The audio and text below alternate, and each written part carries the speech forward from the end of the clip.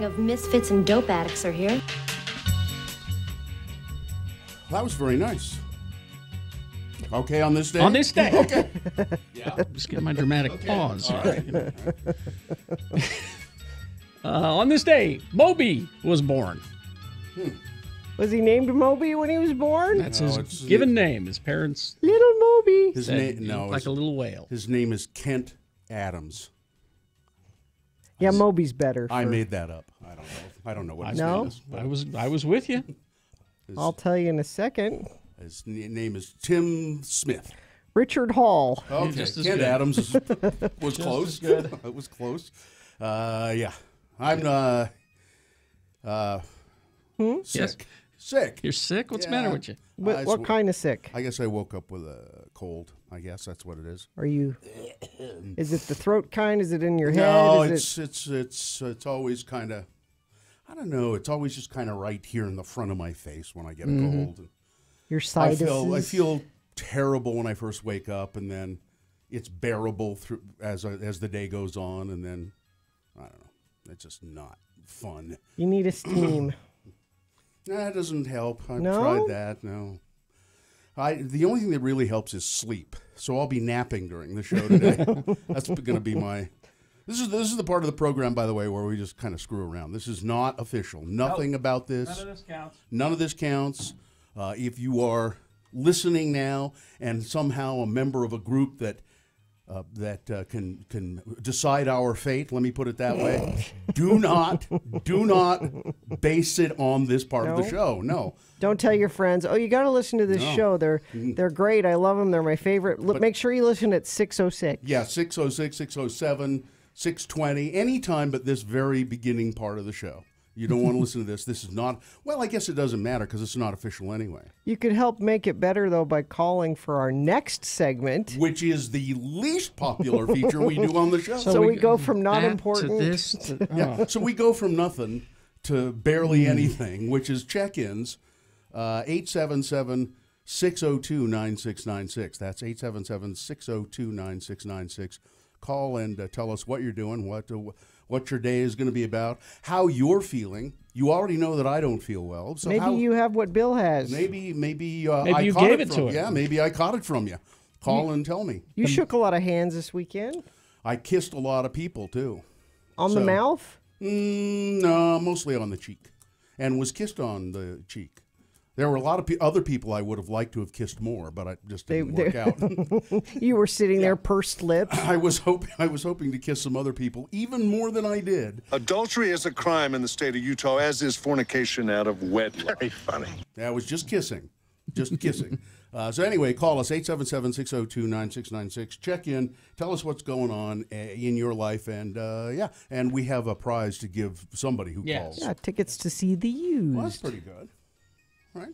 That's a good prize. All right, so officially we'll begin. We need to do a couple of little things before we officially do those check-ins. Call now, though, 877-602-9696, the Park City Culinary Institute. Where's that? That is here in Salt Lake.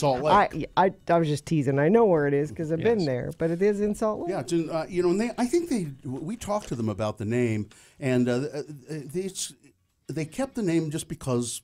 Well, they started up there. That's where they started, is Park City, and Park City is known for its culinary delights, nice restaurants, great chefs, and Park City Culinary Institute is a place where you can go and learn to be a chef. You can there's a long course you can take. Yeah, these can be as casual as I just like to learn to make a couple things for my family, or maybe you're thinking about a career. You can be serious about it in that way. Also, like we did for our mixer we had there, you can rent out that space for Parties. a party. Have a party, and your people in your party, you can cook things together. It's really a nice facility, too. Park City Culinary Institute. Go to their website, ParkCityCulinaryInstitute.com. It'll tell you the classes that are available. They're right here in Salt Lake, 1484 South State Street, Park City Culinary Institute. X96 is your home for non-stop music. We give you a...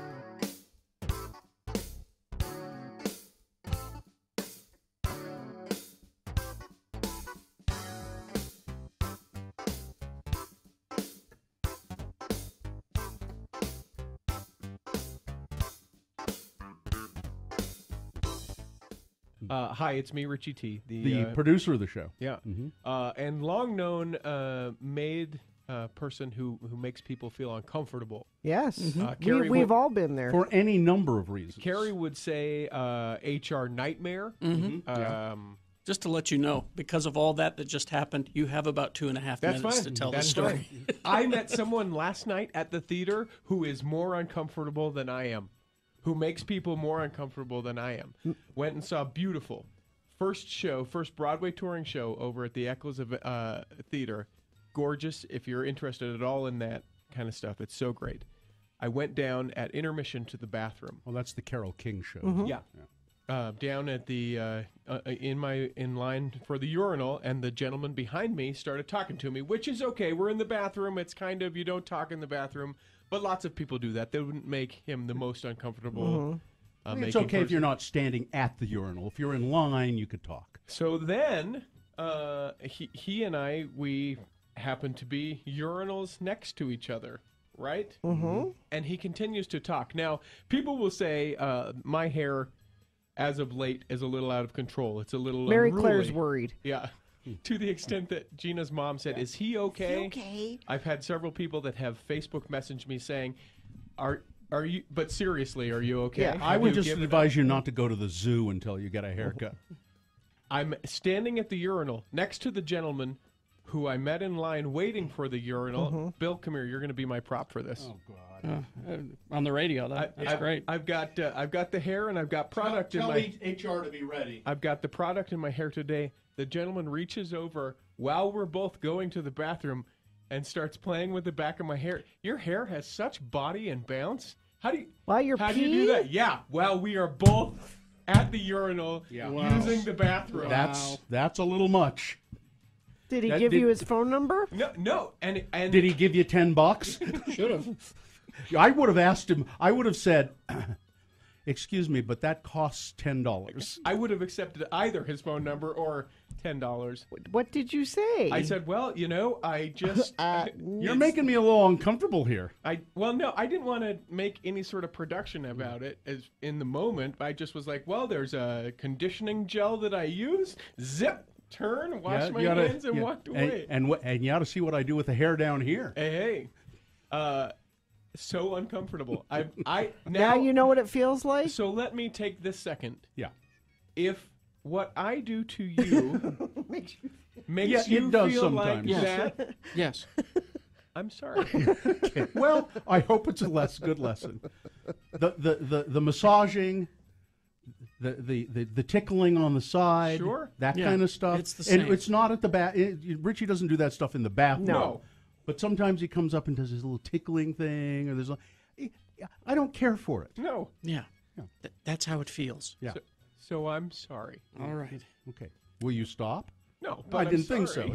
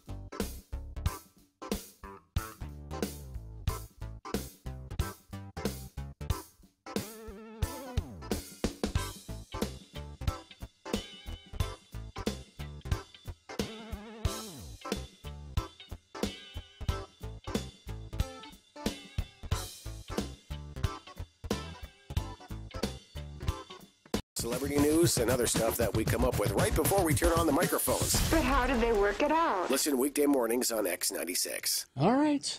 We need to officially begin the program now, but I see that there's still a line open for check-ins.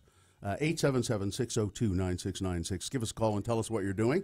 But now, the official beginning of the show. Brought to you by Get Unlimited 1.5% cash back plus a $100 bonus with Power Cashback Credit Card from Security Service Federal Credit Union.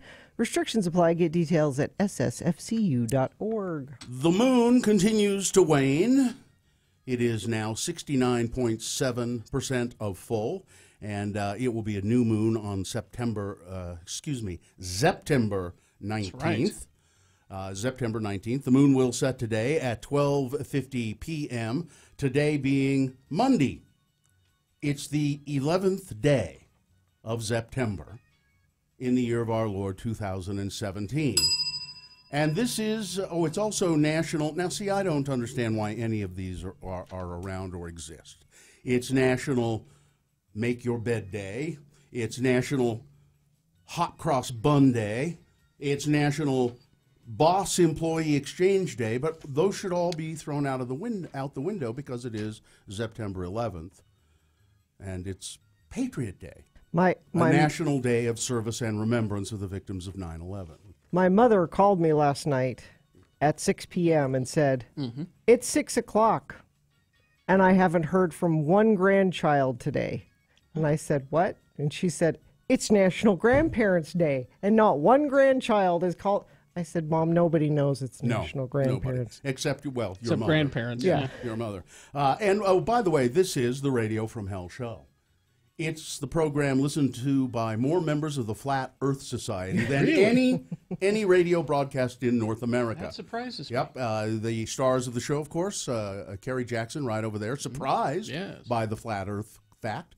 I'm Bill Allred, not surprised. Gina Barberi over there. The senior executive producer of the show is Richard Stedman. Dylan Allred is producing video for the show, which you can see at x96.com/live. And Katie for short is also here. Now, because it is September, we are doing the Z word of the day. And the Z word of the day for today is Zepsora. Zepsora, which means random beyond belief.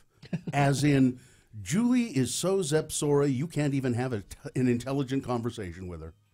Random. She's just random beyond. She's Zepsora. I like that word. Your Z word of the day. Oh, let the sun beat down upon my face. All right. So, good enough. There we go. All right. Check-ins brought to you by The Used. Saturday, November 25th at the Complex. Tickets are available at ticketfly.com and thecomplexslc.com. And one random checker-inner will receive a pair of tickets to The Used. All right. Let's begin our check-ins then. Let's start with Kelly. Kelly? Good morning. Good morning, Kelly. I'm the lucky person who won the used ticket, so thank you. Oh, very good. And thanks for identifying yourself as such. Now, is Kelly, do we know you?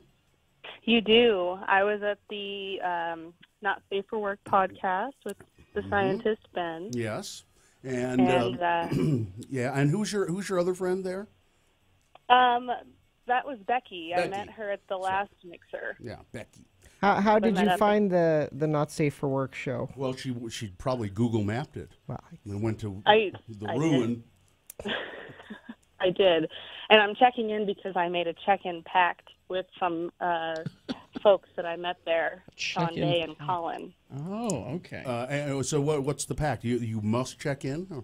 We must check in. All right. And there was no consequence. I realized that as I was dialing. But I think I'm the only one who's going to do it. No, maybe not. Guess. Maybe they'll hear you and go, oh, that's right. We promised. Oh, yeah. Well, you had a good time, though, huh? It was great. Okay. I got a kiss on the cheek from Sister Dottie. Left a nice big mark. Mm-hmm.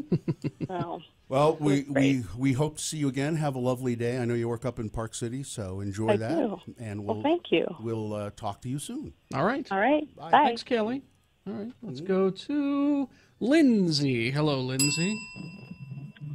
Hey, guys. Lindsay, good morning. Good morning. What's up with you today? I'm just heading into work.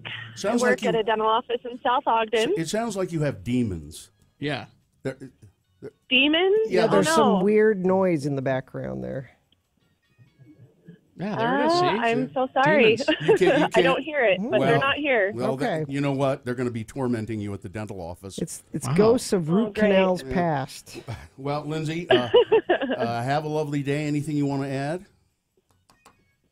Nope. I just enjoy listening to you guys, so keep it up. All right, thanks. Thanks, Lindsay. Lindsay, a member of the Flat Earth Society. Ah, very All right, good. thanks, Lindsay. All right. So go to Becky. Hello, Becky. Becky. Good morning. Now, Becky, we were just talking to Kelly, and she said she was there at the mixer on Friday with Ben and with Becky. Are you that Becky? Yes, I am, and so- I was listening, and yes, I am part of that pack. So Colin and they are up next. I hope. There's nobody else on the line, Becky. Oh, darn. You're the last person. We have 2 open lines at 877-602-9696. So I don't think we're going to hear from Colin. And who else was it? Sandra, or not? I can't. Her name was like Chandra, not Chandra, but it was very Sandra, not unique, Sandra. Yes, it was a very unique first name. All right, But we yes. need And to I was hear actually from. listening to Kelly. So hi, Kelly. All right. We need to hear from Sandra, not Sandra. Uh-oh. Colin is on the line, Becky. Oh, there we go. This is gonna. It worked. This is gonna be pretty. These are all members of the Flat Earth Society, by the way. Right, Becky? You believe the world is flat, don't you? No, but that's okay. Oh. Thanks for playing along, Becky. Bill just kicked All you right. out of the Thanks for flag. playing along. You're out. She just likes going to the parties that they throw. Yeah. There we go. Nobody parties like a flat earther. Yeah. They have flatbread. Is that what they have there? Colin. Hello there. Colin, so you are a part of this pact of people checking in. I am. Yeah. We had the conversation right in front of you. It was pretty funny. Right in front of me? Yeah. You were talking to all of us at the same time. I don't recall anything. That was That's after fine. many I beverages. somewhat do. Yeah, somebody kept bringing me drink. Somebody. And well, I know who the somebody was. I just didn't want to out her. Drink after drink after drink after drink. And you know what? I drank every one of them. Well, it'd be rude. Because it would be rude otherwise. Absolutely. Did you have a good time, Colin? It was a great time. I wanted to call and thank you guys for doing it. It was a wonderful time. And I was the loud man who cheered during Gina's story, the only person who cheered during that. Oh, you knew the right. Well, you'll have to go listen to the Not Safe for Work podcast, and you'll be able to hear I Colin won't give it yell. away. All right. Yeah, well, we can't talk about that story on the radio. But if you want to hear it, go to is it on the Radio from Hell Facebook page? Yes, it is. You go there, All and right. you'll find the Not Safe for Work podcast. Thanks for checking in, Colin. Thanks, guys. All right. Have a good one. Leslie, the hairstylist, checking in. It's my day off. Unfortunately, no one told my 4-month-old. She inconsiderately thinks that she needs to eat this morning. Oh, Tim the tree guy. He was there. He was there? And his wife, who says we always forget her. I'm sorry, Mrs. Meg, Tree the Guy. manager. Mrs. right? Tree Guy. This is Tree Guy. Let's see. Oh, yeah, Meg, the manager. Thanks for Friday at the Ruins. Sorry, Tim the tree guy ruined our photo. No, he didn't. We loved him. And you, Meg. Let's see. Liz at the post office dreaming about all the yummy leftover lamb I got at the Greek Fest. Leftover lamb. What did you do? Hang around and wait until it was over and then clean it out? Dr. Neil checking in. Have you tried Sudafed? I bought some Sudafed for my son the other day. You have to. I hadn't bought any for You a have to long time. ask. Yeah, you have to go to the counter and show your ID. Yep. Show your ID, and they log you They in. log And you you have in. to promise you're not going to make meth. I Jeez. promise I won't make meth. Queen of grown kid transportation had to commute from Layton to take her to work. Just glad that she has a job. Greater Jake checking in. Going to be another long day at 9th West Milling. 9th West Milling. It's on 9th West Milling the roads. All right. Emilio from Netflix. I need you guys to try at least 86% today. I'm going in for overtime. Okay. A longtime listener had the pleasure of running into Bill at Stabby Smith's on Sunday. Bill was comparing melons and produce. What'd you get, Bill? What kind of melon? I didn't get any melons. No? He made that up. I was heading toward produce, and somebody, this guy I assume, said, "Hey, Bill," and I went, "Hey," and he said, "Love the show," and I said, "Thank you." I don't believe I was anywhere near melons when that happened. Why are you so worried to be associated with melons? Listen, I am not a melanist. I don't know. Let's see. Morgan the Hunter nursing a 2-day hangover, so don't talk so loud, Carrie. Sorry about that. Colby the Weed Man driving to Frame Apartments. Seizure Monica checking in. Seizure free for a few days. Oh, good. I only need 33.33%. Seizure Monica. We need a seizure countdown from you, Monica, whenever it happens. Not Persian Scheherazade checking in. All right. I guess that means that we have to try today. We do, huh? All right. Yep. All right. Big boy news, opinnuendo, and very important sports. Yay! Coming up with Ed Brass. Surprised he's coming in with his Buckeye loss. He has to. Yeah, Ohio State got really pummeled by who beat them? Do you remember? Oklahoma. Well, we'll have to see his. Can you find that, Gary? He's just going to come in and cry. He's just going to come in and sob. That's what. I'm curious as to what his take. Oh, Prince Namor checking in from Virginia. He's one of the original check-ins.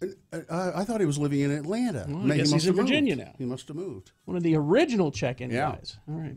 You know, of course, one of the original check-in guys, too, was somebody I told a story about at the Not Safe for Work podcast. Mm-hmm. I'm not going to mention his name here, but if you would like to find out about that, you should listen to the Not Safe for Work podcast. Mm-hmm. All right, so big boy news and very important sports coming up. Stand by for all of that. Brought to you by Strong Volkswagen of Salt Lake City. You get 100% lifetime powertrain coverage. Your factory powertrain warranty becomes a lifetime warranty online at strongvw.com. Alpine Plastic Surgery. Yes, Alpine Plastic Surgery. Gina has had experience with Dr. Barnett, so have I. Mm-hmm. He's done some work on me and on Gina. He's a board-certified plastic surgeon. And you don't have to be a board-certified plastic surgeon. If you're out there bargain shopping plastic surgery, you could probably find it cheaper with not as good a doctor. You want to go to Alpine Plastic Surgery. They're up in Ogden at the Ogden Regional Medical Center, which is another thing I like about it. They're affiliated with a hospital. You can get a free consultation with Dr. Barnett. Mm-hmm. Talk to him about what you think you want done. And he'll say, well, okay, I can do that, or maybe you would do it a different way. Or no, he's very he wants you to be in proportion. So like if somebody went in there and said, I would like gigantic breasts, he'd say, well, I've measured your waist and your hips, and really we should just go with this size. Yeah. So call them for a free consultation, 801-689-3500, or you can see videos of Dr. Barnett discussing procedures at alpineplasticsurgery.com. The music starts at 10 with a 1-hour nonstop music weekday with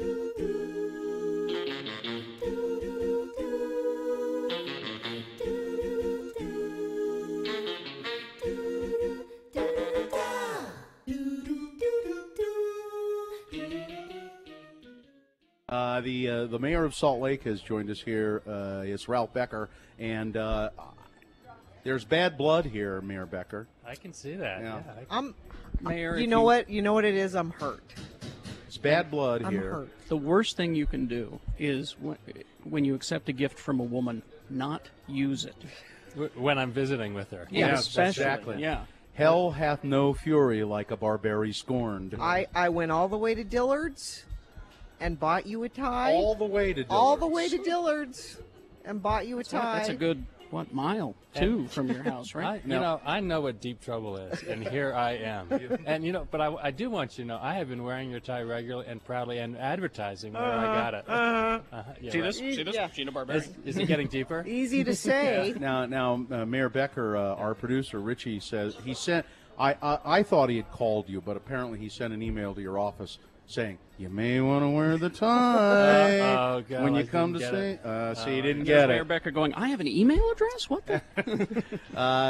Ralph Becker. Now, we should say that Gina bought him a tie because you were tired of seeing him wear this tie, the tie he's wearing right now. Because every time I got a mailer from you while you were campaigning, different pictures, but same tie. And I was concerned that people were going to think you only had one tie. I was worried about you. You want to know how to get her, Mayor Becker? You want to know how to get her? Yeah, Look at her very advice. seriously and say, this tie was given to me by my dead mother. Something like that. Or the thing is that this is a Jerry Garcia tie, and I don't think my mother knows Jerry Garcia or knew him. It was that nice Garcia fellow who lived down the street. He used to sell us squash. Mayor Becker, great. How's it going? I mean, are you enjoying being the mayor? Made the transition and everything? I'm having a great time. I've got great people around me working. The city's been so responsive. Everyone's jumping in to do things we need to do. So I'm feeling great. I want to applaud you, by the way, for taking a bold stance and making what I think is one of the most significant moves I've ever seen a mayor make, and that is get rid of that ugly logo that Rocky Anderson had and go back to the traditional city logo. I'm actually serious. Bill really likes that logo. I like the traditional logo, that mountainy kind of. That was a dumb logo for Salt Lake. It's the important issues Bill pays attention to. Well, I realize these are symbols of the city, so there is importance there. It was really just a matter of personal preference, and as I mentioned when someone asked me about it, he said, "Why'd you do it?" And I said, "Well, someone came to us and said you need to pick a logo for the city, and we'll develop one for you." And I said, "Well, I don't want to spend city's money to get a new logo." So we looked back at what was available. Really liked that one of the city county bill. We thought it was very distinguished, and it's kind of formal looking And I think it represents you. I mean, you're a planner kind of a guy who likes detail, and that logo somehow says to me, it's, I don't know how to say what I'm saying here. I got you. It's a very. It looks like it was done by an engineer, or something. Well, I don't know. I think it looks good, and obviously represents the city. So.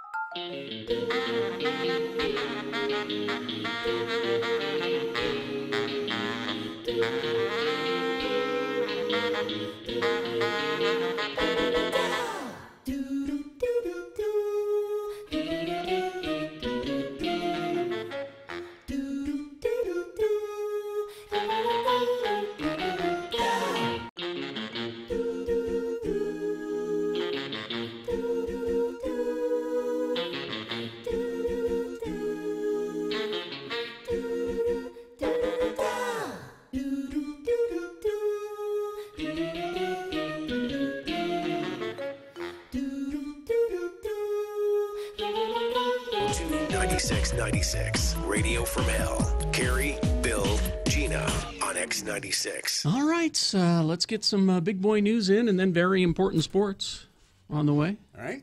Brought to you by Snowbird. Season passes are now on sale and offer the most benefits of any pass in Utah. Experience the longest season, 2,500 acres of legendary terrain this winter. Learn more at snowbird.com. Well, this is kind of a sports story, and it's also a story for you, Gina. Wow.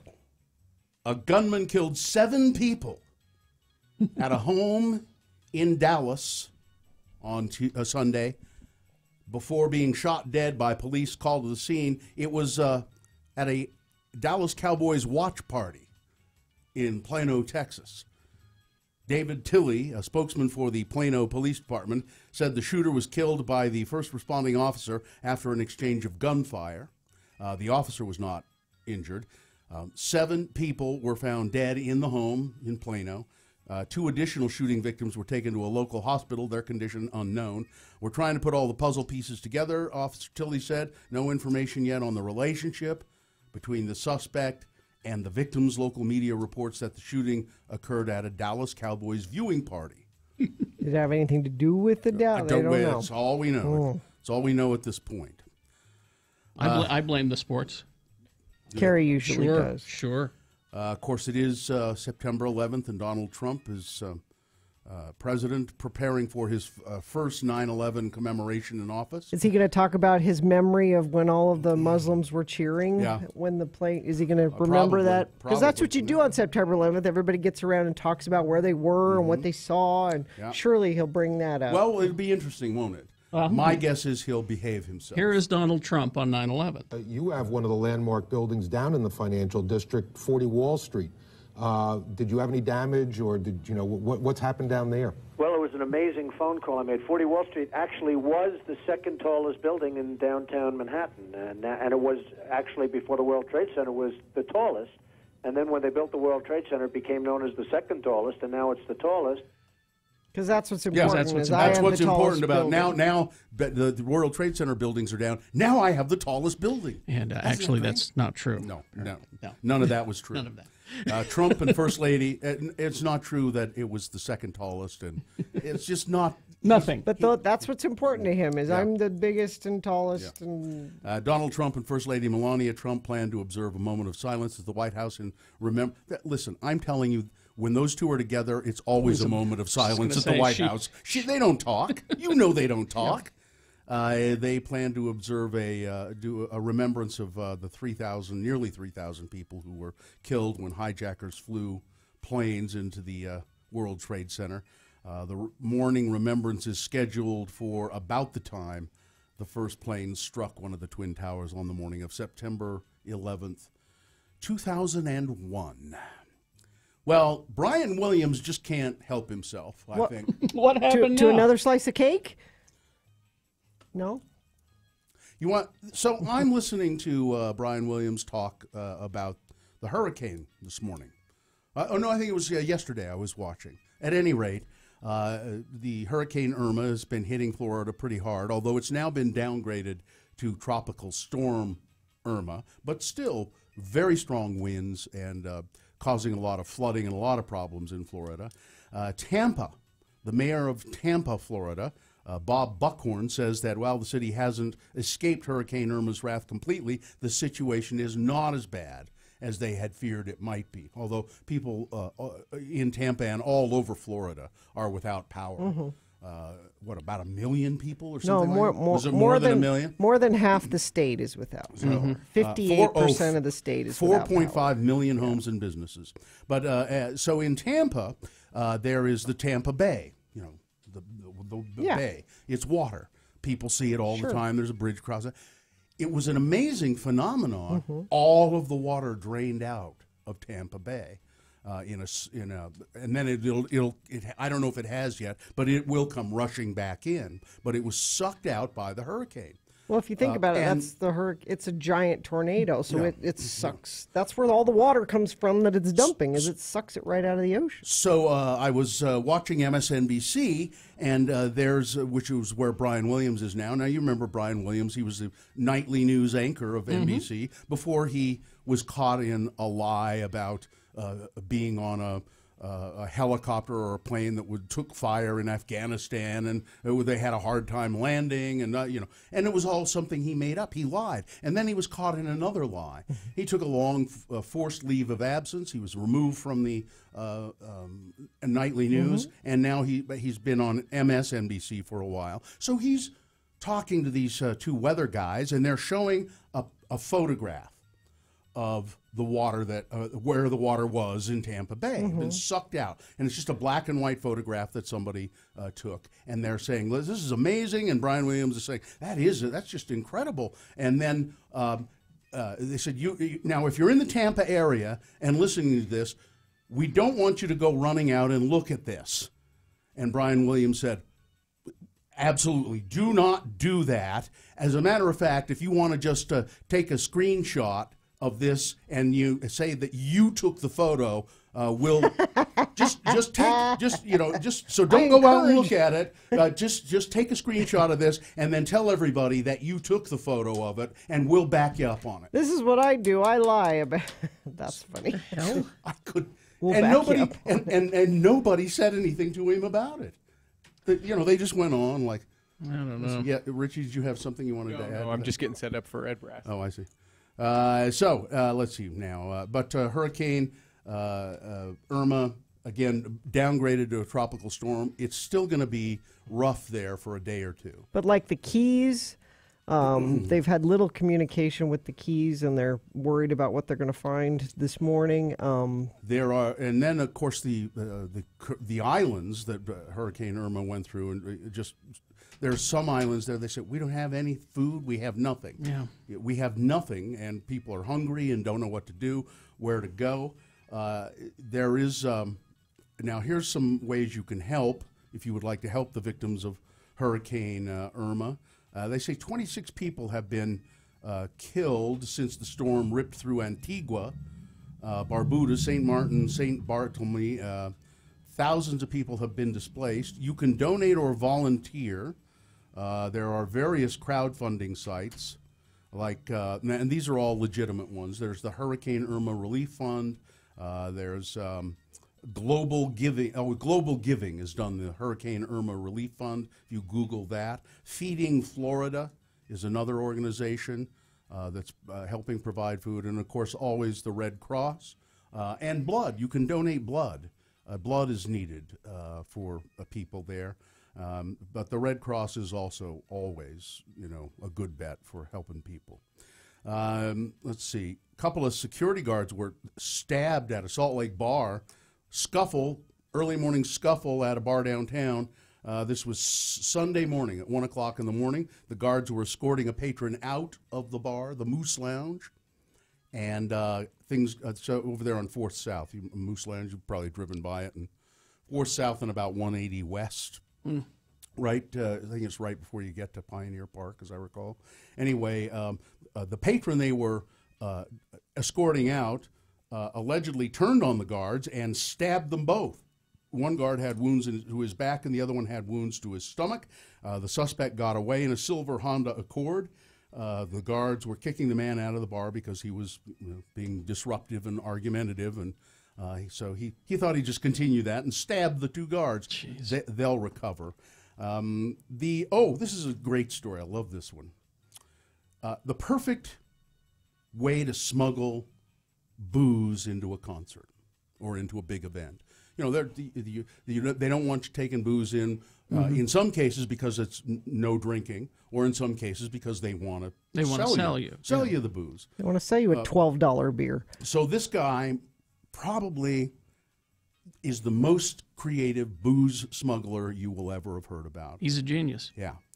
He took like a Nalgene bottle full of vodka to the site of the concert. I think this was in England. And he went to the site of the concert several months before the concert. Several months? And buried it. Buried it. Buried it. He's a genius. And several months? Yeah. And he said he knew he was going to go. So he went and buried, and he GPS'd it. So he had the exact coordinates so he wouldn't forget it. There's a picture of him now at x96.com/live. And then when he got to the concert, he had a little shovel, and he dug the Nalgene bottle full of vodka up. I mean, really. This man is a hero. The best. Don't you think? The very best. A genius. Yeah. We're going to get to sports here in a second, but I'm surprised Gina is at work today, because I read this story that said suspects caught red-handed vandalizing the Cougar statue down at BYU, and I thought for sure. Oh, Bill, that would require effort. I wouldn't do that. So they did catch those guys. Yeah, because I saw the statue. Were they well, they would have been because of the red paint. There's red paint. They painted two red U's on the side of the Cougar down. Well, they usually wrap the Cougar in plastic wrap. They do? Yeah. Well, I didn't know that. Well, somebody spray painted the U's on them, and police were able to track them down. They say there was a strong smell of spray paint coming from the car, and they had red paint on their hands, and the police went, we think it's you. Weather traffic? Brought to you by Hoops Vision. Call today for your free LASIK consultation. Your life, see it better, take control, make the call. 877-30-LASIK, or go to hoopsvision.com.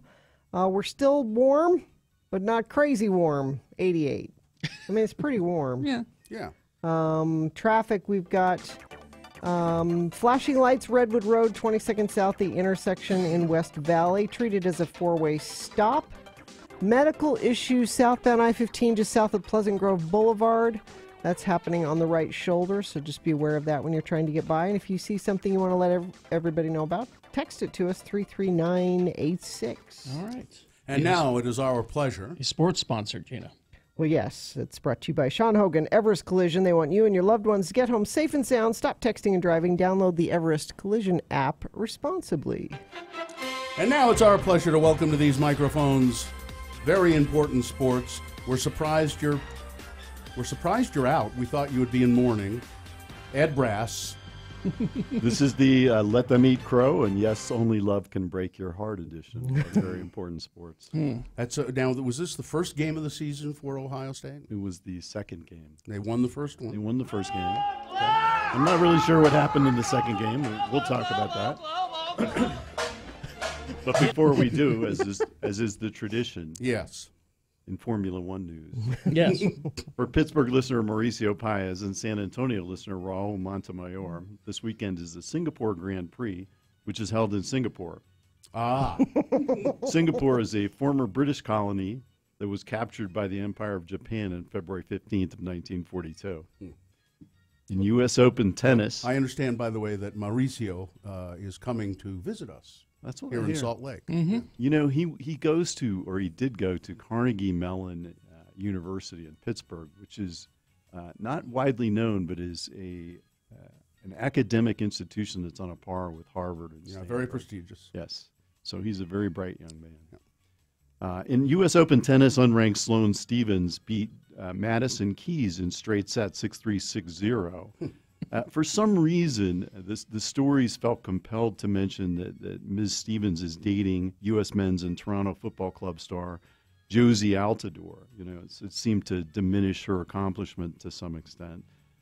Rafael Nadal defeated Kevin Anderson also in straight sets.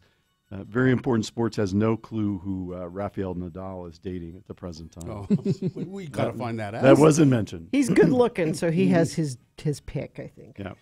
In football, RSL lost to Vancouver. The Vancouver Whitecaps in British Columbia 3-2. They're in 8th place, 2 points out of the last playoff spot. They have 5 games left to play. Next up is first place Portland. Doesn't look good. No. Not when you're going to pay the first place team and you only have 5 games to make up those points. In the Premier League, Manchester United 2, Stoke 2, Newcastle, that's Toon Army for the suit, Swansea 0, Manchester City 5, Liverpool 0. The table, at the top of the table is Manchester United, Manchester City, Chelsea, and Watford. In other football news, the Pinafores dropped to 2-1-1, losing to the South Valley Overalls 4-1. In 4 games, Little Miss Suit has 5 goals. Wow. Also, in the East Side Middle East League, in the Battle of Ancient Cultures, the Giza Pyramid Impact won. The Draper Savage Spartans won. In baseball news. Yes.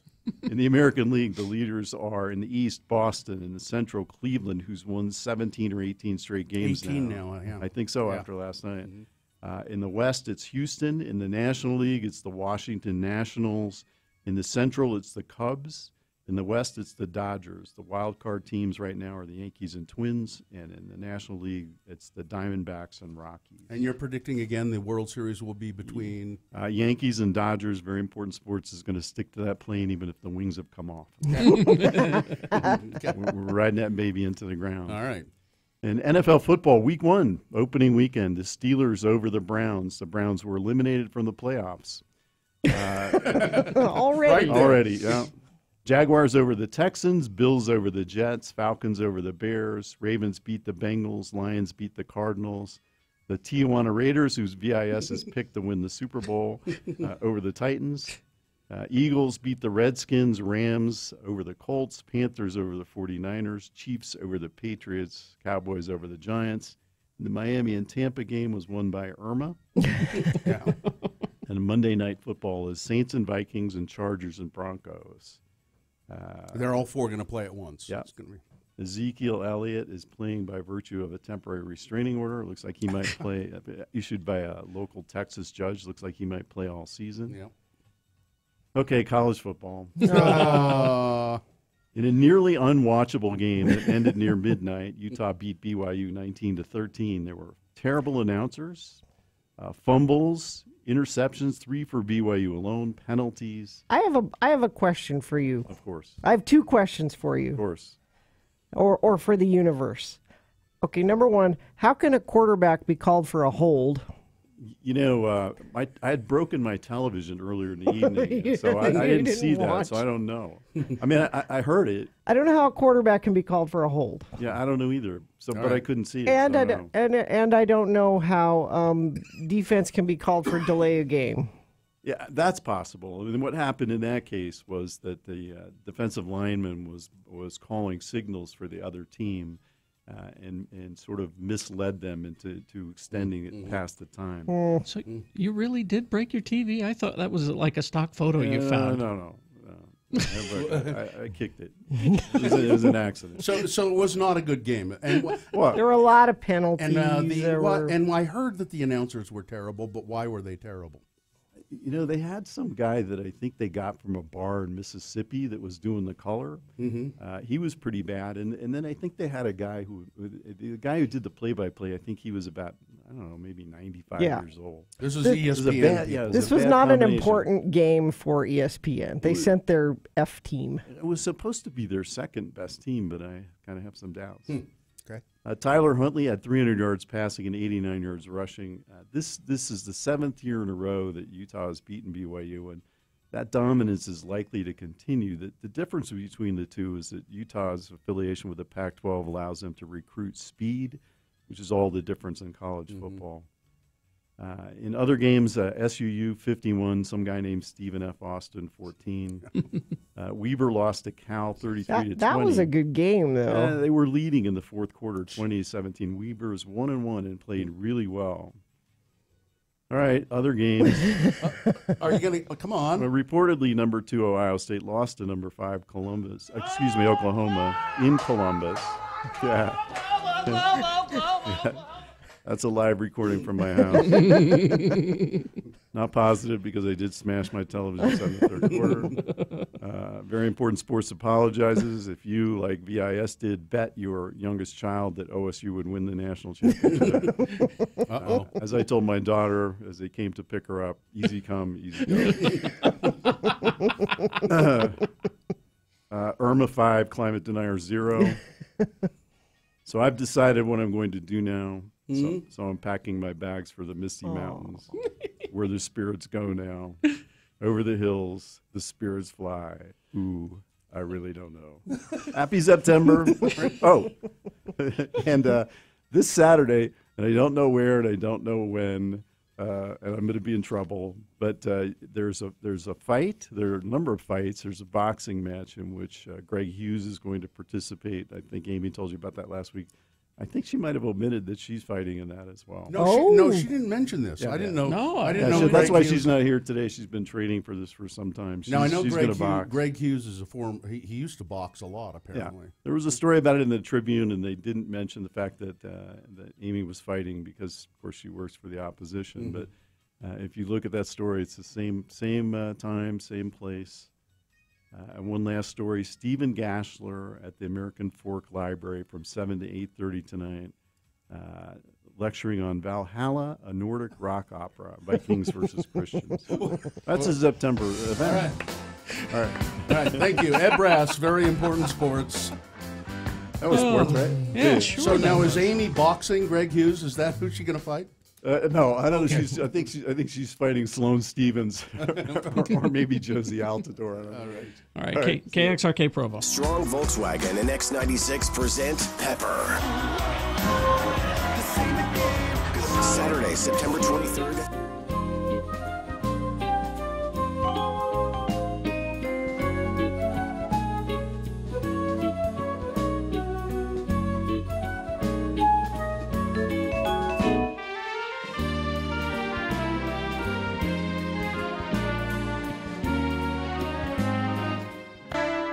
Ladies and gentlemen, The Radio from Hell Radio Players. Sex. Boom. There, I said it. You did it. Good for you. I love how you snicker and can't say that word with a straight face. I didn't snicker. All I'm saying is our relationship expert is in the studio. And I made a breakthrough. Didn't I? Didn't I? What was it? I said sex over the public airwaves. Oh, by the way, I did get your email with all your questions. We're going to go through them one by one tonight. All right. Thanks for throwing me under the bus. It's all good, brother. Big Daddy's here. The birds and the bees. It's a conversation that is a famous in culture. Oh yeah, critical. What actual percentage would you say from your experience as a relationship coach, what percentage of families actually have this conversation with their kids? You know, my gut would tell me 35%. Really? See, I would have put it somewhere around like 5, 10. Well, I don't know, you think, but I don't know that they do a great job about it. You know there's things we don't talk about, kids. Right. One of them is the birds and the bees. I think we're getting to a day and age when more and more of it is happening. There are some great statistics about, teenage sex and things like that. And, those numbers are dropping, not doing it as much as they used to, amazingly. Really? Yeah. Is that nationwide or just in Utah? Nationwide. Okay. And, in fact, I'm looking for those as we're talking. I think what we're starting to see is, for example, younger adolescents, so younger than 15 years of age, are delaying sexual intercourse by a great number. In fact, here's some examples, some other statistics. Ages 12 to 19-year-olds report parents are their greatest influence regarding sexual decision-making and values. Okay. 37% say their parents were the most important key as opposed to their friends, 33%, siblings 5%, and the media. So parents, it's a critical thing that you talk to your kids. 94% of adolescents and 91% of, it's 94% of adolescents and 91% of parents believe that adolescents should be advised that they should not have sex before completing high school. That's interesting because, for the most part, not the most part, but a lot of parents believe that their kids aren't going to listen to them. Oh, yeah. No. They don't have the kind of influence over their teenagers that they wish they had. But what you're saying is... they expect it. So, parents, step up. I think Utah, I believe we do have a bit of stigma around this topic. Sometimes we don't want to go there. Sometimes we think it's opening up a can of worms, but I think it's completely your responsibility. And, you would let your kid go and do something dangerous, without some advice, some information. Like rock climbing or... Like rock climbing, right. You'd make sure they knew what was going on. You'd make sure that they... or driving. Uh-huh, right. What the hell was that? That was the Radio from Hell Radio Players. What? How long was that? Too long. How long was that? 4 minutes. What did they say? And that was cut off. And I still don't know what they said. I have no idea what they were talking there was about. More of it.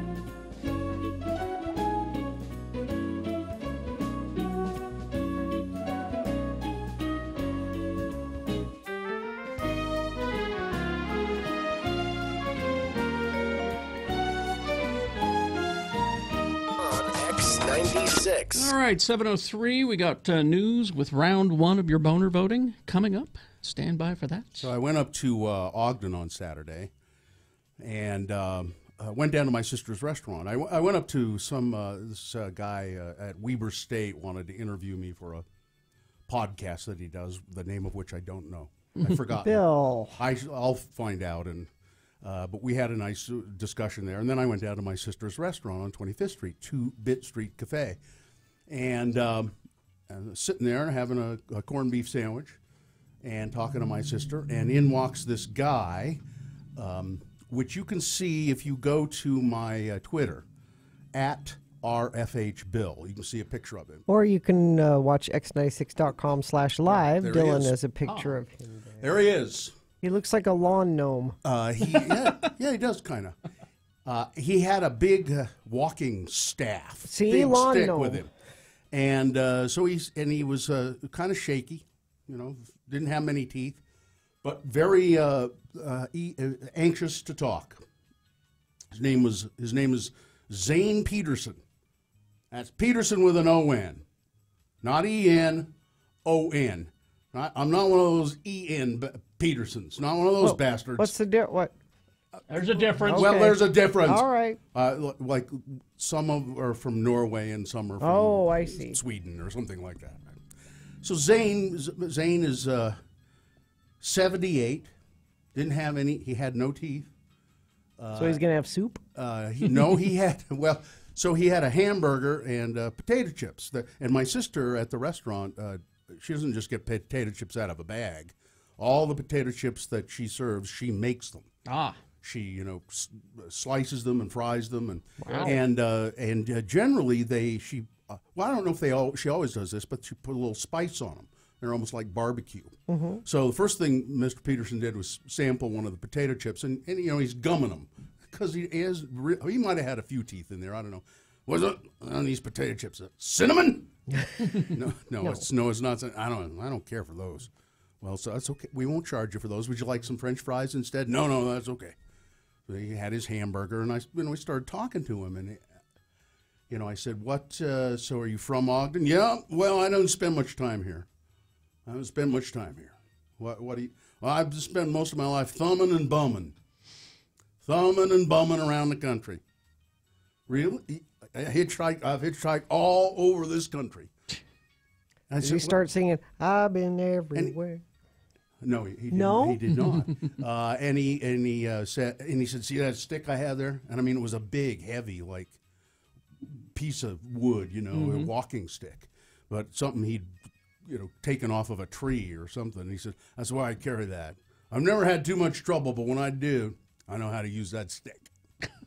He's like Morgan on The Walking Dead. Yeah. I mean, he said, "I learned. I took lessons.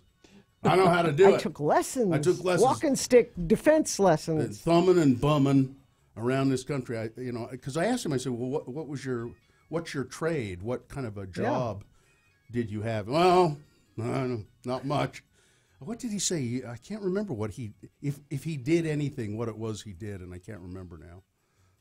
But because he spent most of his life, I guess, thumbing and bumming, and he said, "Now I'm here." How do you make it to 78 thumbing and bumming? Well, you use your thumb to get from here to there, and then you bum stuff. You bum a meal, you bum the. But he said, "But now I'm here. I'm in Ogden. I'm not going anywhere. I was at the lighthouse, the Lantern. It's a homeless place, okay. But they sent me up and they got me a home, and I'm living in a house. And I told them, if I ever seem to be itchy, like I want to go someplace, you dig a hole and you put my feet in it, and then you fill it with cement." He doesn't want to thumb and bum anymore? No, but you could tell he would. No, you could tell he would like to, but he knows he shouldn't. He doesn't have it anymore. He doesn't have the energy. He's 78. He looks like he's 88. Yeah. You know what I mean? There's a lot of miles there, literally. Yeah. But he was just fascinating and real and nice. I said, "Well, how do you get around town?" "Well, I don't take a yellow cab no more, I'll tell you that." I said, "Why is that?" He said, "Take me from here to my house, here in, up in the north part of Ogden there, charged me $40 or something, you know. Yeah. So that Uber. He's Uber. Wait a minute. You thumbing and bumming to Uber? No. If he's thumbing and bumming, he doesn't. You thumb your way back home. No, right? he said, no, no, because if he's going to thumb, he would just say, take me anywhere. He wouldn't go home. And he doesn't really use Uber. There's a guy he knows who used to drive for Uber, as it turns out, who will drive him around. I'm retired, but I'll make an exception for you. And he'll drive him around for, he said, he'll take me to my house and it'll only cost me $10. A yellow cab charged me $15, $20, $30. So he was, so that's how he gets around with this one guy. But another thing I thought was fascinating, he's sitting there at the bar at my sister's restaurant. Now, where my sister's restaurant is an old club or bar, in Ogden on 25th Street. Mm-hmm.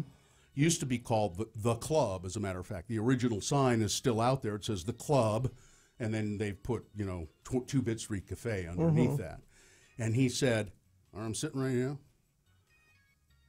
I used to sit in this exact spot. I did it for 25 years. Sat right here. Had some beer. Every time I came in here, I'd sit right here. That cash register right there, my money went in that cash. So you still use that old cash register? And my sister does. It's a real old-fashioned, with the big keys, and the letters that come up in the window, and it still works, and she uses it. So anyway, that's Zane Peterson, Old Man Peterson. I'm going to tweet a few more things out about Zane, and he's just really a fascinating. This is why I love Ogden. Thumbing and bumming. That's why he's a true Ogdenite. A true representation of what Ogden is all about. Yeah, that's it. Right there. Yeah. Yes. So there he is, Zane Peterson. So your sister knows how to make change. That's what I'm impressed with. She doesn't have one of those digital. She's got to figure that out in her head. Well, she doesn't run the cash register much, I don't think. The people who do run the cash register most, I think they probably have a little calculator right down there. They have their phone out. Yeah. Don't those old cash registers do it for you? I don't think so. I don't remember. I don't think it's been so long, and I've never really. I think they do it for you. I don't think so. I don't remember. Yeah, I love that. I love those things, though. So out of that whole story, here's the question that you're getting. Yeah. Is there a difference between garden gnomes and lawn gnomes? I have no idea. I would have no idea. That's the kind of story you should ask. That's the kind of question you should ask Gina. They're the same thing. You think they're the same thing? It was funny when I posted that picture of him, and I've done a couple of them now. I got more likes on that than I have on anything. I think a lawn gnome is larger than a garden gnome. Like a lawn gnome can be bigger and on the curb side of your house, and garden gnomes have to be short so that they don't block the sprinkler. You've given this way more thought. They'll both steal your children. They will. Yeah, they don't care. They both will steal your kids. So. Just easier for the bigger one. Yeah. The big, when they're the little ones, they have to gang up together to steal your kids. But the big ones, they'll just steal them. So there you go. Gnome talk. No, we're not going to get a gnome talk. No imaging for gnome on talk. X96. No. Gnome talk. Just before we go to break here, on another topic, Ed Brass, who was just here doing sports, before he came in, he texted me a photograph, and it was a pair of zebras standing out on the plain somewhere, and I meant to ask. For September, I'm sure. Zebra September. I'm sure that I couldn't figure. Well, I guess it's that obvious. He's contributing to a Z word of the day, got it. just Right. in case you need help. I got it. All right. Zebra. Thanks, Ed. All right.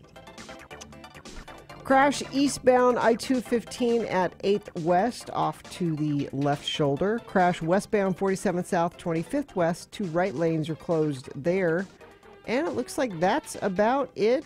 Somebody texted in, stalled vehicle southbound Bangor at 70th South. I'd help push him out of the road, but I'm late for work. Will the mailman. Will feels bad. 33986 if you see anything. Snowbird's annual Oktoberfest is here. Enjoy classic German beer, food, and music every Saturday and Sunday through October 15th. Get all the details at snowbird.com. And round one of your boner voting coming up as well. Yes, indeed. Boner candidate number 1, Limbaugh shows his true colors. Number 2, I'm a judge and I claim finders keepers. And boner candidate number 3, this boner from last week is worse than you thought. Ooh, all right. Boner round 1 coming up along with Big Boy News and Opinioendo. Stand by. Hi there, it's Kerry Jackson. Geek Show is me and all my best friends sitting in my basement studio, drinking, laughing, and talking about the stuff we love. Sci-fi, movies, TV shows, comic books, toys, games, and more. Get a new Not Safe for Work episode every Monday morning. GeekShowPodcast.com. Tom.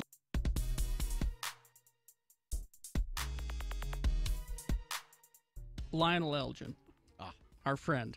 Baseball announcer. Baseball announcer extraordinaire. I've had people asking me about Lionel. What's happened Well, you know, the season started again, and he got another job. He announces baseball on radio stations, and he keeps getting jobs because he's really good at it. He is excellent at it. He's very colorful. He loves the players, is the thing. He really, really, really loves baseball players. Really. Yeah. A lot. You'll see what we mean. This is the latest tape he sent me. He got fired again. And this is what happened. This is the last one that he was at. Here you go. You tell me if he deserved firing or not. I don't know. So we're set to go here in the third. And what a beautiful day for baseball it is. Like a day in the park, folks. The athletes like cuddly little pets, frolicking, running, jumping, chasing, and retrieving balls. Furry, fuzzy fellas. So here comes Davis now, 0 for 1 today, flying out to right in the first. Notice the way Davis likes to sway back and forth, foot to foot at the plate. First offering from Lee, fastball strike in the outside corner, 0-1. And as Davis teeter-totters back and forth, one can't help but notice the up and down motion of each cheek of his finely toned hind end. Like two pistons in a perfectly timed machine. Lubed with oils and perspiration for maximum viscosity. Lee set now, kicks and fires, breaking ball low, 1-1. We call it the show, folks, and no wonder. Davis very muscular.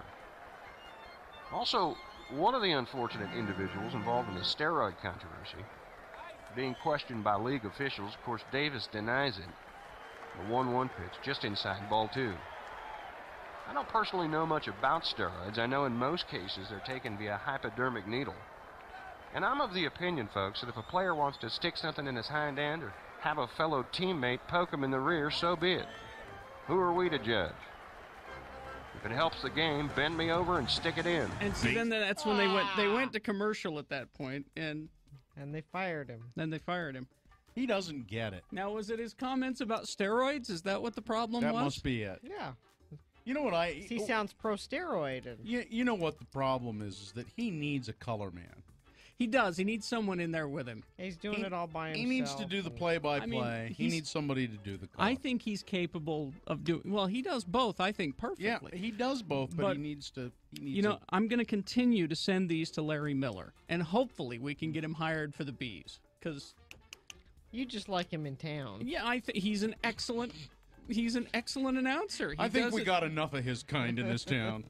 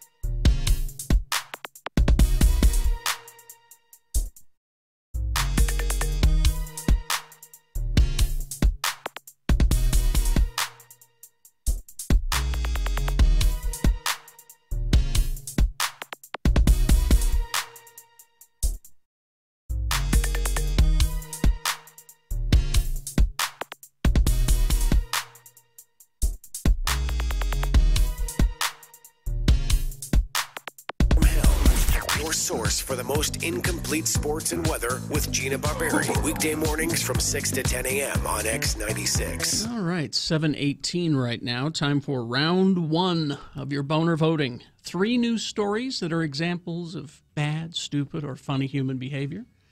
You will decide with your vote which of these 3 candidates is the worst and therefore most deserving to go forward to Boner Dome for Boner Fight and possibly become Boner of the Day. Just because it wins here doesn't mean it's Boner of the Day. Is this still the award that no one wants to win? Mm-hmm. So we'll give you 2 candidates now, then a 3rd candidate after the big boy news. Once you've heard all 3, then you will vote. And you got a random boner voter who will receive a prize. A pair of tickets to see The Used. Nice. All right. Here's boner candidate number 1. Limbaugh shows his true colors. Rush Limbaugh has evacuated South Florida, has removed himself from South Florida just days after, it says here, the popular conservative radio host claimed that Hurricane Irma would not hit the United States, and also that scientists and the liberal media were hyping up the hurricane as proof of their global warming lie. Quote, so there's a desire to advance this climate change agenda, and hurricanes are one of the fastest and best ways to do it. You can accomplish a lot just by creating fear and panic, ladies and gentlemen. You don't need a hurricane to hit anywhere. All you need is to create fear and panic, accompanied by talk that climate change is causing hurricanes to become more frequent and bigger and more dangerous. And you create the panic, and it's mission accomplished, agenda advanced. You know, he also said that it was a conspiracy among business interests in the country. Selling expensive bottled water. That's right, because another expensive bottled water and expensive hardware supplies. The plywood industry, ladies and gentlemen. Exactly. But then on the show Thursday, Limbaugh said, we're going to be off the air for a few days. May as well announce this. I'm not going to get into details because of the security nature of things, you know. Mm-hmm. But it turns out that we will not be able to do the program here tomorrow, he said on Thursday. We'll be off the air. We'll be on the air next week, folks, from parts unknown. You know, where there isn't a hurricane. Limbaugh said but it's the not show happening. will be on the air. Yeah, it's on the air today. It's going to be on the air today. And he did not address the fact that he's evacuating because of the hurricane he said wasn't coming or was not going to be as hard or bad as everybody said. He didn't mention that in the slightest. No. Because he's a big fat liar. Rush Limbaugh shows his true colors, boner candidate number 1. Boner candidate number 2, I'm a judge and I claim finders keepers. State court judge who reportedly found some jewelry in a Walmart parking lot. I just found it. Well, no, I mean he did. Apparently, did? Okay. Apparently somebody lost some jewelry. He got angry when a clerk at the Walmart wouldn't give him a receipt for it. He's been arrested and charged with assault and battery. Jeffrey Parker is Chief Circuit Court Judge in Fauquier County, Virginia. Aren't you supposed to look at the camera when you get a mugshot? Don't they make you look at the camera? He's very sad. You would think that the judge would know that. If you go to x96.com/live, you can see him, his downcast eyes. Judge Parker, who's been on the bench since 2001, had no comment on the incident. But what happened was he did find some jewelry, and I guess it was worth something. You know, it was fairly expensive. But he, like an honest citizen, took it into the clerk in the Walmart. But he said to the Walmart clerk, if this isn't claimed, I want it. It's mine. Finders keepers. Yeah. So I would like a receipt for it. And the Walmart clerk said, huh? No, we don't. No, we don't do that. That's no. I'll put the jewelry in the store safe in case the rightful owner returns. But the clerk and other Walmart employees told deputies that Judge Parker got aggravated, aggressive when the clerk wouldn't provide a receipt. I do the right thing and bring it in here, and now he reached across the counter and grabbed her. Really? Yeah, because that's called for assault and battery. Yeah. Yeah. Yeah. That's there you funny. go. Boner candidate number 2. I'm a judge and I claim finders keepers. Now I'm really curious about what the jewelry was. Yeah, you know, I don't think it says, Gina. I was curious about that myself. Are you not familiar, sir? It must have been... with the case of finder versus keeper. Yeah. V keeper. Finder V keeper. Must have been nice enough that he really wanted it. Yeah. Yeah. All right, coming up in a moment, boner candidate number 3, which is this boner from last week is actually worse than you thought. All right.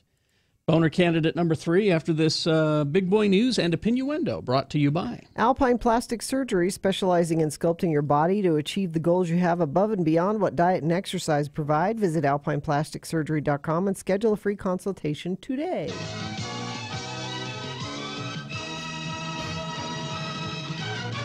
All right, Carrie, a story for you. Yes. This is a study, which something you already probably know, but it can confirm what you already know. All right. 40 million American households have canine companions. Yes. More than just being pets, though. They think of their dogs as members of the family. However, people are still divided when it comes to letting their dogs sleep in the bedroom and even on the bed with them. Carrie and I are divided on this issue. Some people find it comforting. Some find that having their dogs in the bedroom is a detriment to their sleep quality. I know you and Carrie are differ on this. I know Gina, actually with Gina's dog, she only lets her dog stay on one piece of tile in the entire house. That's where there's a little section of tile, and that's the only place the dog is allowed. The dog is allowed on the first level, which is all hardwood. She's not allowed upstairs. At all upstairs? Nope. Really? Wow. Because Okay. you know. To clear things up a little bit, researchers from Mayo Clinic Center for Sleep Medicine conducted a study on the effects of having dogs in the bedroom and dogs upstairs even. And what is the effect on human sleep? To do this, they enlisted 40 healthy individuals without any sleep disorders and with dogs over 5 months old. Both the dogs and the owners were given sleeping trackers to monitor their patterns for 7 nights. The dogs were given sleeping track? Like little tiny Fitbits? I guess. I guess, yeah. I mean, it could determine how restful They're up and down or restless the dog is. What researchers found was that participants who let their dogs sleep in the bedroom had good sleep regardless of whether their dogs were small or big, because they did Yorkshire Terriers and they had a couple of Great Danes. However, participants who let their dogs actually sleep in the bed did then experience some disturbed sleep. So it's okay. It's kind of a good thing to let your dog sleep in the bedroom, but maybe not so good to let them sleep actually on the bed. It's well, they sleep under the covers with us. Yeah, I couldn't stand it. It's like sleeping with anybody. It's like sleeping with children. There are some nights when it's just fine, and then there are some nights when Ripley is particularly pushy and is insisting that this is my space and not your space. But it's like sleeping with anybody. It happens. Now, when I was a kid, we had I've always had cats, and I would always let the cats come and sleep, under the covers if they wanted to, or on the bed, and I just couldn't stand that. Because your cats now don't sleep. No. As a matter of fact, my cats are not allowed in the bedroom at all. Nowhere in there. I don't want them on the bed. Ripley sleeps on my left side, and Hudson usually sleeps on Sue's legs. Yeah, I don't see. I mean, I don't want my cat with a goopy eye on the bed. No, you get goopy eye all over your sheets. And eye goop on there. A shelter in the Florida Keys had to deal with unexpected tragedy on Sunday as a man dropped dead overnight, and there was no place to take him. Geez. They couldn't go outside. A Hurricane Irma evacuee among 50 people hunkered down at Marathon High School died from natural causes, witnesses said. Others in the same classroom were moved as cops and nurses sealed off the classroom, unable to immediately move the body. Power and running water were out at Marathon High School, witnesses said, and food supplies were already running low, with evacuees resorting to the worst raiding the school cafeteria. I don't know why there were that many people. There were so many people who stayed in the Keys. I mean, a lot of them evacuated, but they said that there were hardly any places available to shelter people. I guess this everything there's made of sticks. Yeah, that's right. They do all of their building Everything with sticks. sticks. Just sticks and grass. I'm sure and that's right. Mud. This nurse up at the University Hospital, Alex Webels. The FBI said on Friday it is going to examine whether federal laws were violated by the Utah police detective who arrested her after she refused to take a blood sample from an unconscious patient. The July 26 incident involving Salt Lake Police Detective Jeff Payne already being investigated by state authorities, but I believe that Sim Gill, the county attorney who was investigating it, said, I would like the FBI to get involved in this, and so we can kind of take a step back from it a little bit. Sandra Yee Barker, a spokeswoman for the FBI Salt Lake City field office, said agents had opened a review of the matter after videos of Payne forcefully arresting the University of Utah hospital nurse emerged last week. We are there to support and assist them as needed, but we also have our own review going on at the same time, the local FBI spokesperson said. They want to see federal laws have been broken. Miss Texas at the Miss America contest. And this is kind of surprising because it's Miss America, and you think they're all sort of similar in their views, and Miss Texas in particular. Yeah, so you make all kinds of assumptions. Yep. Miss Texas, Margana Wood, may not have triumphed at the Miss America pageant. Who won it? I don't think it says here. It was Miss North Dakota, I believe. There it is. Miss Yeah. North Dakota Caramund. Yes. But so Miss Texas, Margana Wood, she won over a lot of fans by calling out both white supremacists and President Trump on Sunday night. During the question and answer portion of the event, Ms. Wood was asked about Donald Trump's response to white supremacist violence in Charlottesville, Virginia last month. Carrie has the I got the audio. Oh, when Donald Trump said that they were very fine people on both sides, here is what Miss Texas, Margana Wood We'll said. go to Miss Texas. Margana Wood, come on over. Come on down. Congratulations, Margana. Please choose a judge. Your question will come from Jess Cagle.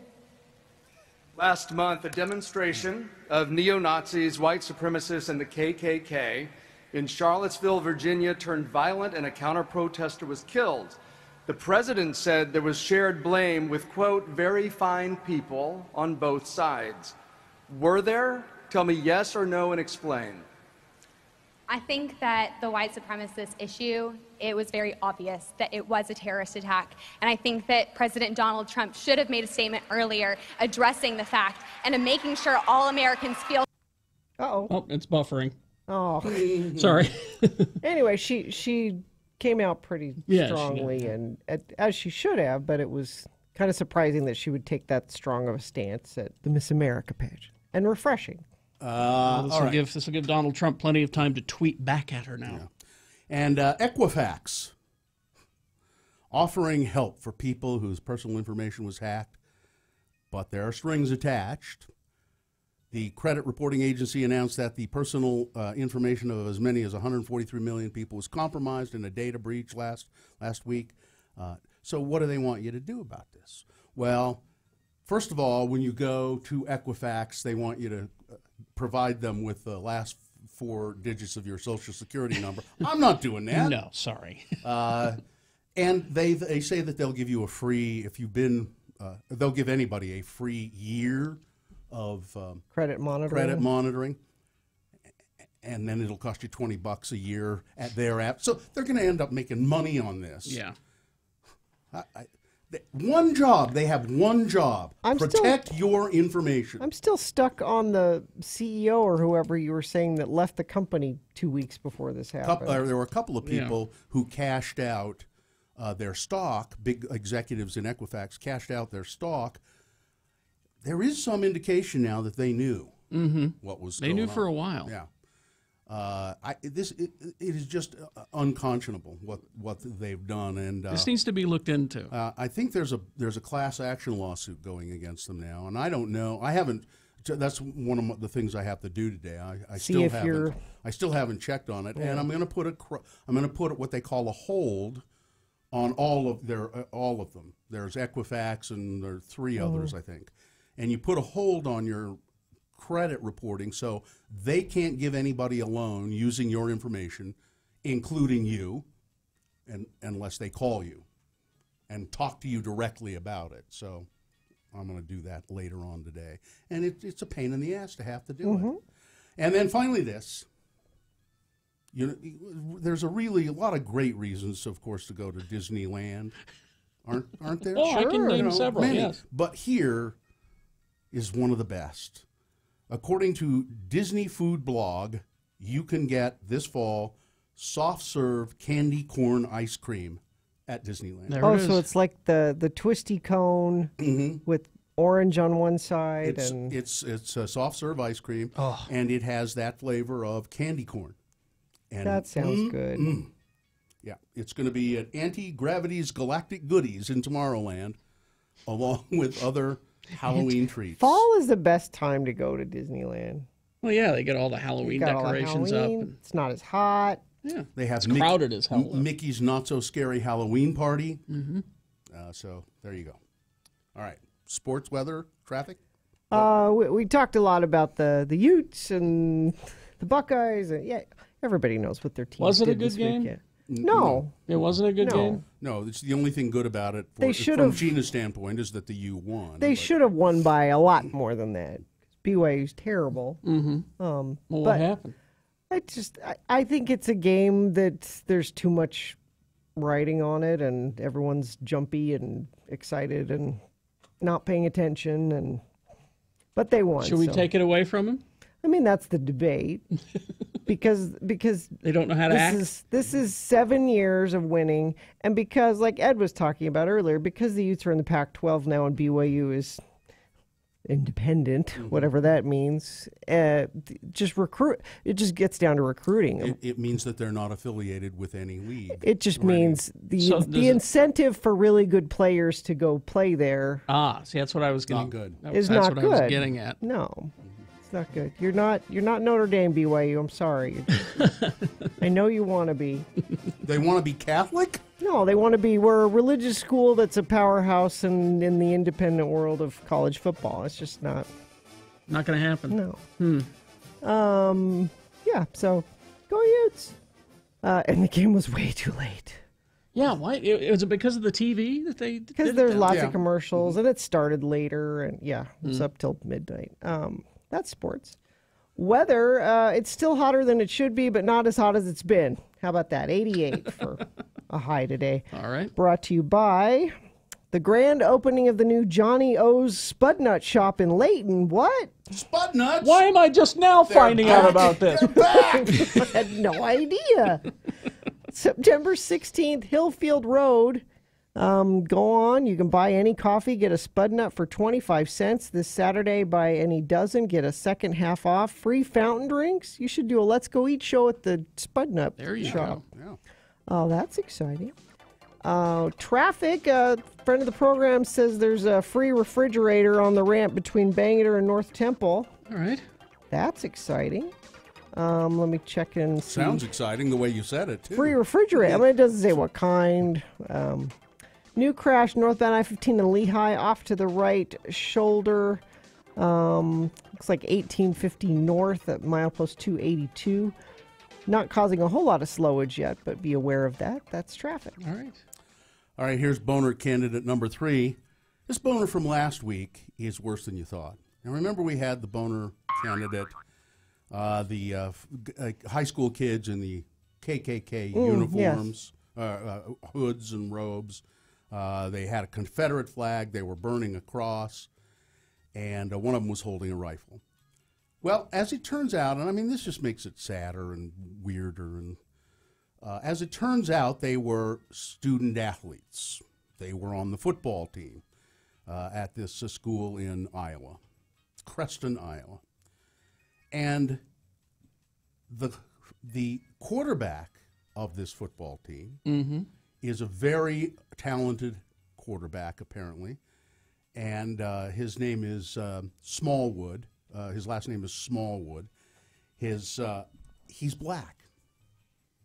He's very. There he is. He's a very handsome, young, good-looking kid. Black kid. What is he doing? Well, he's only 16, and he's absolutely devastated by this. I mean, it's real. He said it's hard for me. Now those five guys. Oh, he's not one of the. No, you made it sound like no. I was really confused No, there. see, look, they're all white kids. No, But that's his team. Kerry got it. You're confused. Yeah. Okay. I was going to say it. I was really confused. The kids in his hoods, they're all white kids. That's his team. They were his teammates. Okay. Yeah. And he's very devastated. He's 6'3". He's an African-American young man. He's popular. He's a basketball and football star in this predominantly white town. But suddenly here he is confronted with 5 of his teammates posing in a racist photo. Well, they shouldn't be his teammates anymore. Well, they're for not. One thing. As I said 2 seconds ago, they have been thrown off the team. Okay. Which surprises me, honestly. He said, I would see that kind of stuff like Charlottesville and think it's pretty messed up, he said, Smallwood, the quarterback. I never thought that would happen in our small town. I don't want to be playing with kids like that. He says he deeply respects the coach, Brian Morrison, who kicked the 5 players off the team. I thought these guys were my friends. I've been to some of their houses before. I've talked to them. He wanted to ask the 5 why they posed for the photo, but he says he hadn't had the chance. Then late Thursday, news spread of the threat of litigation that might lead to the students' reinstatement on the football team. I think some of their parents are threatening to sue the school unless they're let back on the team. It just makes this whole thing worse and sadder and more awful. He said, I thought these guys had my back no matter what. And then there they are, doing this racist thing. Boner candidate number 3. This boner from last week is worse than you thought. All right, let's review the first 2 and vote. Boner candidate number 1, Rush Limbaugh shows his true colors. Mr. Limbaugh, who said that the Hurricane Irma, this is just a hoax, it's climate change, people. They wanted it, and so on and so on. And this is all a hoax, and he's evacuated. He's gone. He's gone because the hoax might get him. Yeah. Boner candidate number 2, I'm a judge and I claim finders keepers. This is the judge arrested and charged with assault after a scuffle with a clerk at Walmart, a clerk who wouldn't give him a receipt for some jewelry that the judge had found in the parking lot. He said, if nobody claims this, I want it. And give me a receipt for it. The clerk said, well, we don't do that. We'll just put it in the safe. And the judge got very angry and assaulted the clerk. And the best mugshot I've seen in a while. And then boner candidate number 3, this boner from last week is worse than you thought. All right, let's get to voting. You've only got 4 minutes to get your vote in this time. So think about it. Candidate 1, 2, or 3, which one of these 3 do you think is the worst and should go forward to boner fight and possibly become boner of the day? Which one of these is a contender? 1, 2, or 3. Put the candidate number in the message of a text. Text it to 33986. You can call, use your voice, 877-602-9696. Vote that way. Or you can go to x96.com and look for the box that says Round 1, September 11, and vote there. If you don't see the box, refresh. It'll appear. And 4 minutes. Here we go. Round 1, voter voting.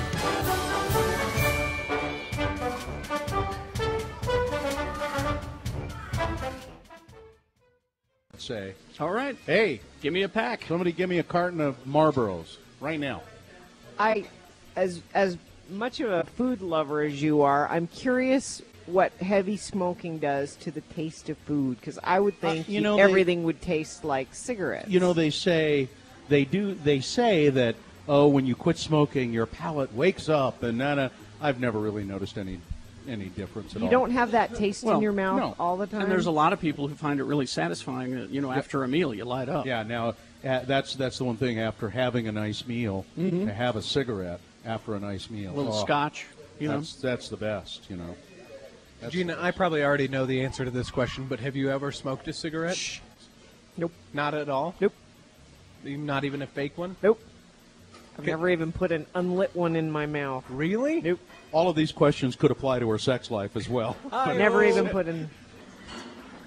Fake one, the No. real one. Never addicted. No. Because in high school, After a good meal, Nope. no. In high school, I smoked a ginseng cigarette, a whole pack of ginseng cigarettes, actually.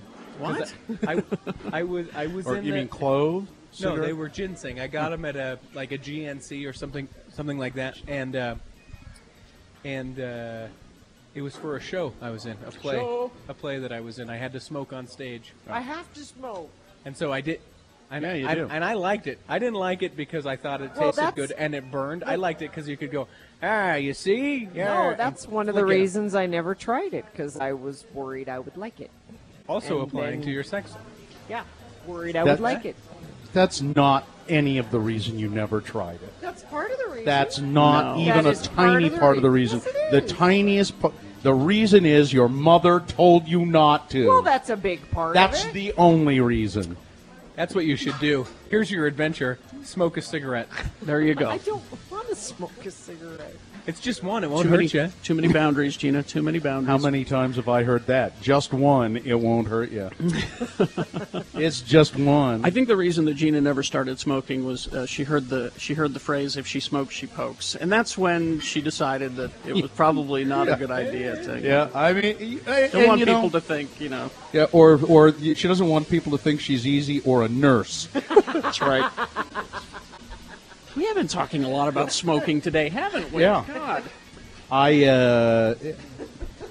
But it is true. Just I change the bong water every time. That's all I'm saying. I'm sorry, but it is true. If the old say, if she smokes, she pokes, it's pretty much true. Yeah, that has been my experience as well. So then it makes sense that I That's why she didn't. didn't. Telling you right now, that's why she didn't. She didn't want to look like a slut. And it's why she still doesn't.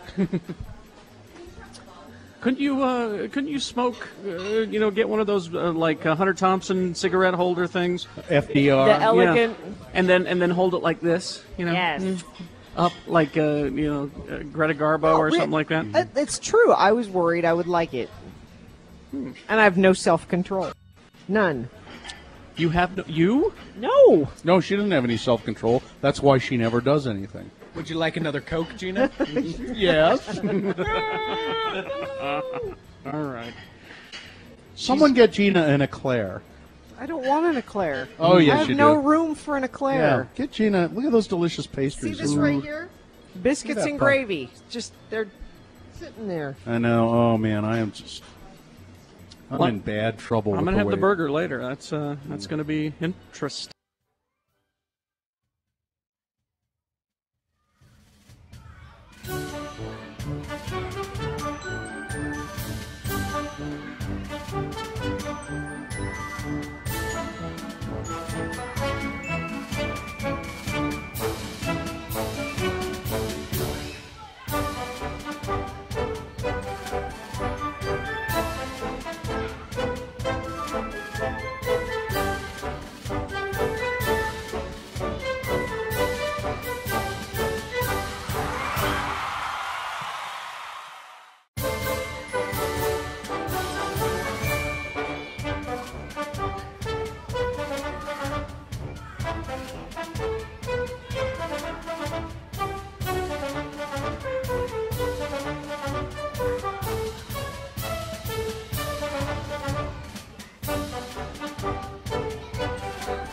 Twitter at Radio from Hell.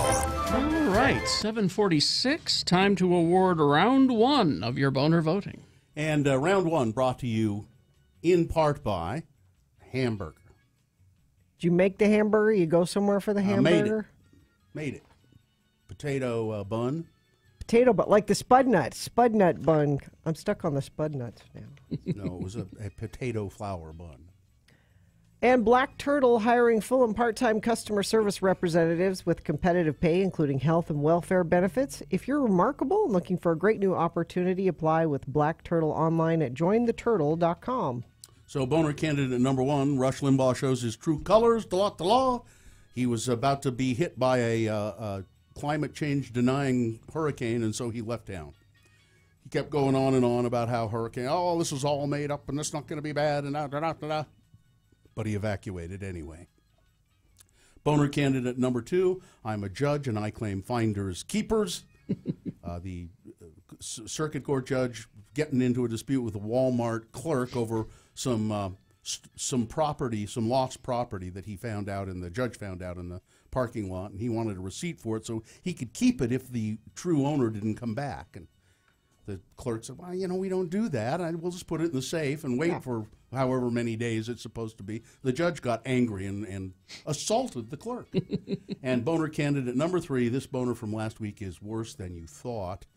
The story of the high school in Iowa, some of the members of the football team posing in KKK robes and burning a cross and holding a Confederate flag. Turns out, we didn't know this when we did the story last week. I didn't know that the young quarterback, the 16-year-old quarterback for this team, is a African-American kid.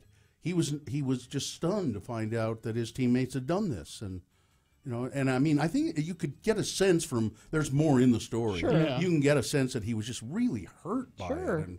And it just kind of shook him, I'm surprised the kids were kicked off the team. Usually they go easy on athletes. But. Well, don't worry, Kerry. Their parents who taught them how to be racist are suing to get them back on the team. I think it's their parent. I mean, it says there is a lawsuit. I'm sure it's it's one of the parents suing to get them back on the team. Let's see. Becky won tickets to see The Used by being a random voter, and the winner, pretty convincingly, boner candidate number 3. This boner from last week is worse than you thought. All 3 good candidates, but you've decided that one deserves to go to Boner Fight and possibly become Boner of the Day. It will face off against the winner of Round 2 boner voting, which happens at 8:20. Boner Fight happens at 9:25. So we had our Not Safe for Work podcast recording at the Ruin in Sugar House on Friday night. And I didn't tell you guys, I started off the evening Not Safe for Work before I even entered the building. Just scofflawing getting in the right attitude, frame of mind. I pulled into the parking structure, which is across the street from the Ruin, and they're building this assisted living apartment build. Yeah, there's people living in it now. And I pulled in, and I wanted to park close to the opening of the parking garage, and there was a free space right there when you come in, and there's a sign in front of it that says "Future Resident of the Legacy Village." That could be you. And that's what I said. They don't know. You could be a future I could resident. be a future resident. What that meant was guest parking. I pulled right in there. What a scofflaw. She parked in guest parking. What a scofflaw. I am a future resident of an assisted living facility. Well, that's true.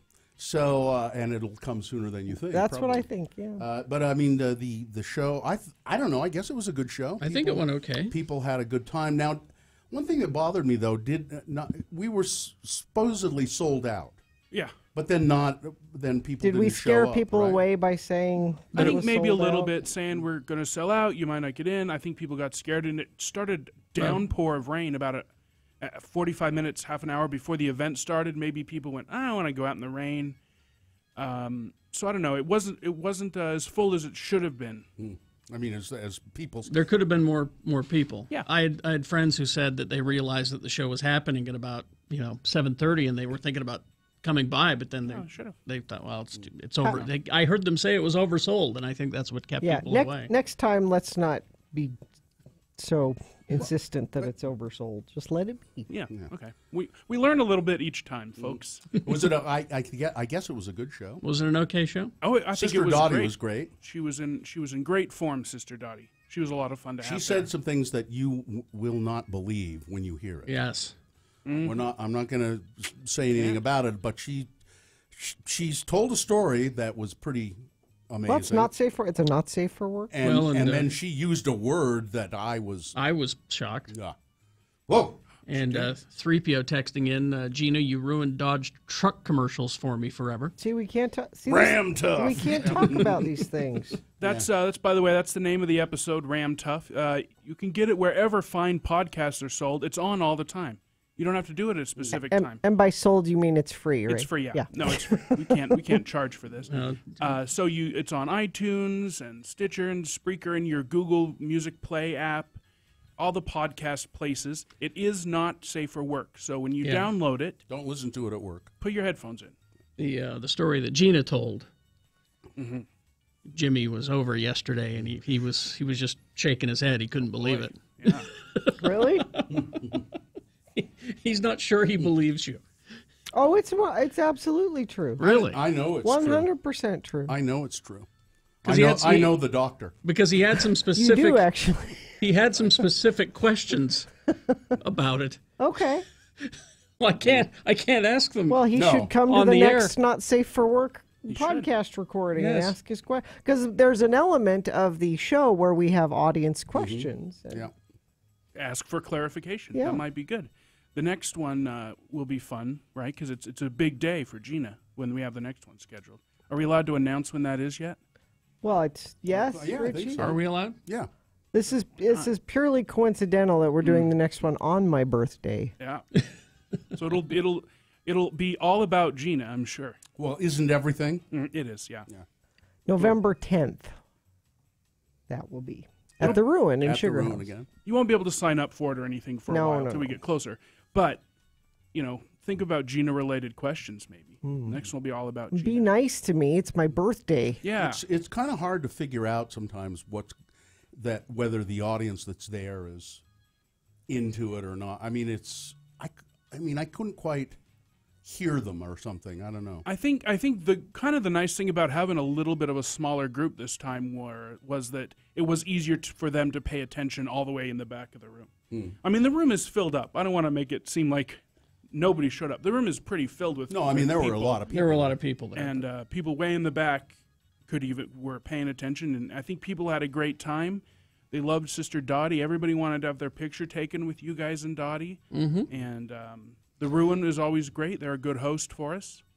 And Dylan had a hard time dragging me out of there. I did. I always do.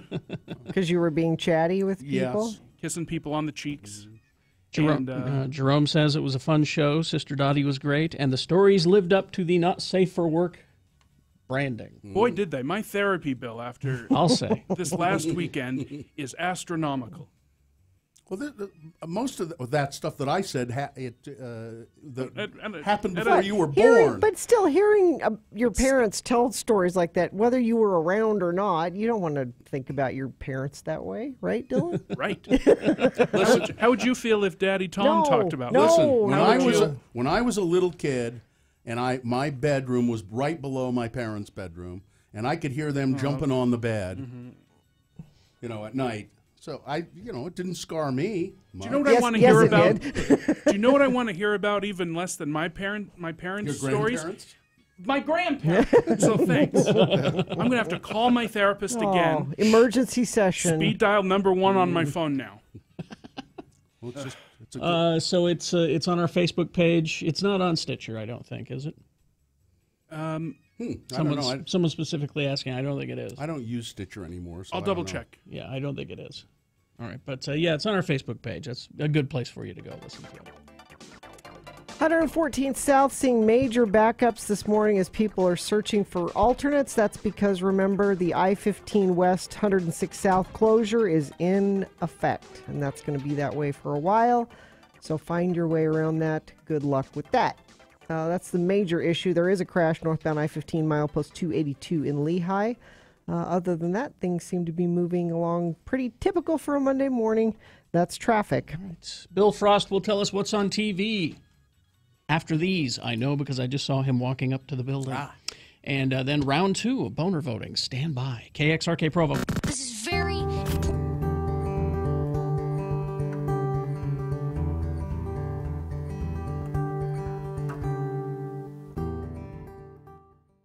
Your trainer isn't coming in today, is he? Yeah. Gina? Yeah. Zach? I guess. Oh, because I'm worried. Why? I lost his pen. I lost the pen. You he had gave it me. yesterday. Already. Yes. And I lost it between. See, you see what I mean? You just had it I said I yesterday. lost his pen, and did you hear the It was right the there.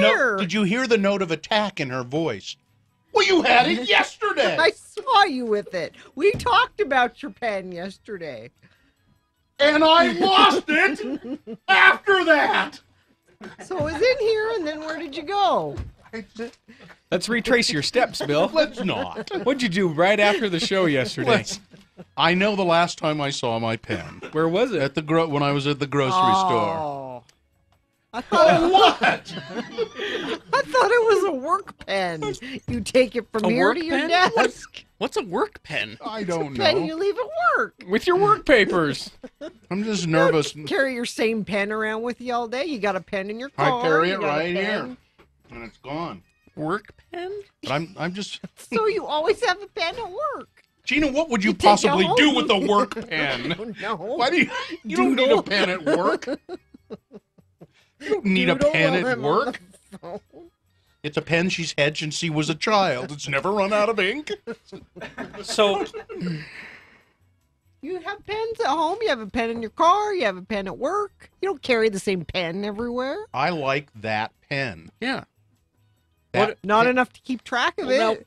Now, what happens if you take your pen from work home? Does it become a home pen, or is it still designated work pen and you better get it back? No, because that's traveling twice. It might not What? make it back. That's a home pen now. It's You a gotta home get pen new pen now. at work. How you doing, home pen? How you doing, home pen? I'd like to use this pen. Unfortunately, it's my home pen.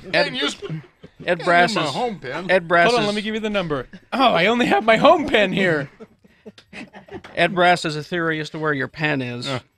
He says that it's probably sticking out of the guy's eye socket from the Zappa concert last night. Yeah. Could be. Well, I just don't want Zach to find out that I lost the pen he gave me. Well, he knows now. He's a pen lover like you are. Yeah. Pen lover? Yo, we have laws against that yo, kind of pen thing. lover. Watch it.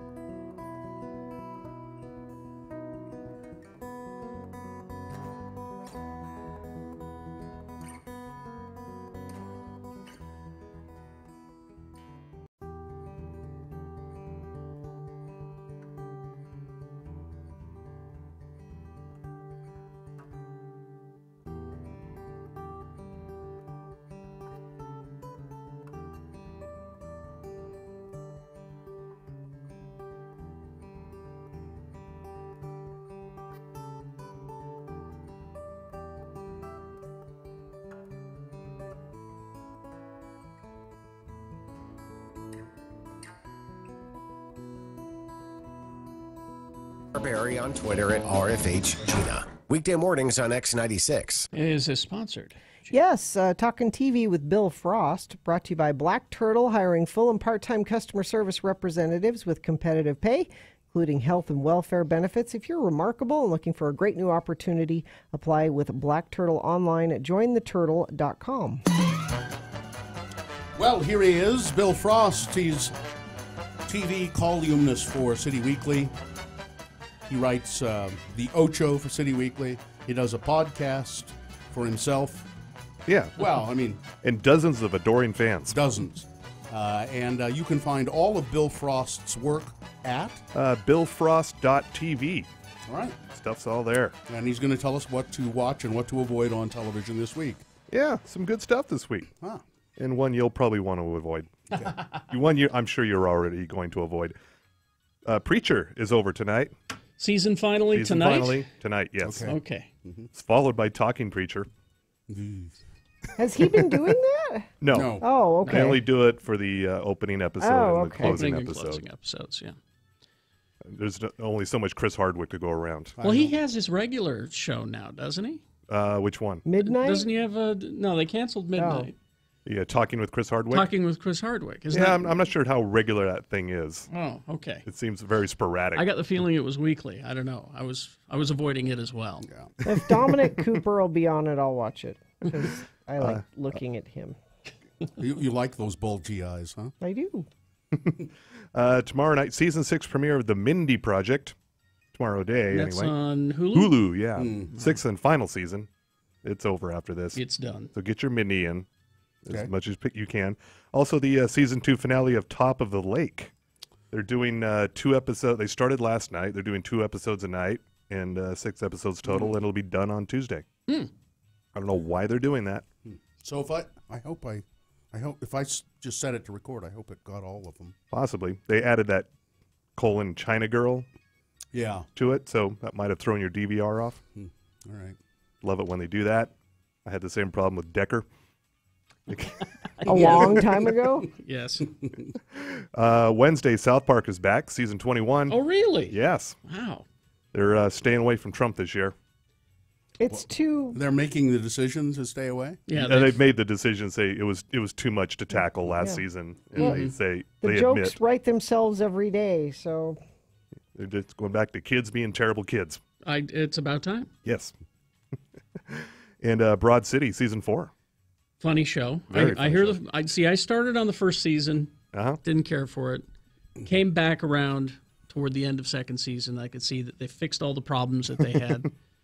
And you could jump in any time on Broad City. Absolutely. There's no arc you have to follow. Isn't it just for the ladies? Yeah, it's just for the ladies. No, just for the broad. It's for the broad. Yeah, you know. For the ladies. Thursday, Better Things, Pamela Adlon's show with Louis C.K. I really liked that show. Yeah, it's this is the closest thing to a Louis C.K. show you're going to get probably anymore. Yeah. And it's just fine because she's a better actress. than Louis. Well, he's got a movie. Yeah. That he shot it in like 3 months. And he's got it in a film festival over the weekend. Like he's acting in it? He's in it. Yeah, he wrote it and directed it, and he's in it. And, good for him. It's apparently pretty controversial. Oh, good. It's got John Malkovich in it. Okay. Well, that's controversy enough for me. And it's the story of him, and he has a daughter who is Chloe Grace Moretz. Okay. And she's dating John Malkovich. Ew. Yeah, well, that's Okay. a problem. It's so it's the age difference. thing. Right. I think it's called I Love You, Daddy. Okay. I'm interested. I Yeah. want to see this. Exactly. All right. Going all the way to Sunday, the Emmy Awards. Okay. Hosted by Stephen Colbert. So there's There's one a reason to reason. tune in. Yeah. There's a reason. And a lot of good nominations this year. I'm kind of surprised, actually. You support these I nominations? support a majority of these nominations, even the couple of Stranger Things nods. Huh. Because I like Stranger Things, but it's not. You that. shouldn't get crazy for it. Yeah. But no nominations for The Big Bang Theory. So Really? I'm That's a happy. surprise. I'm Jim, happy. Jim Parsons is not nominated? Not this time, no.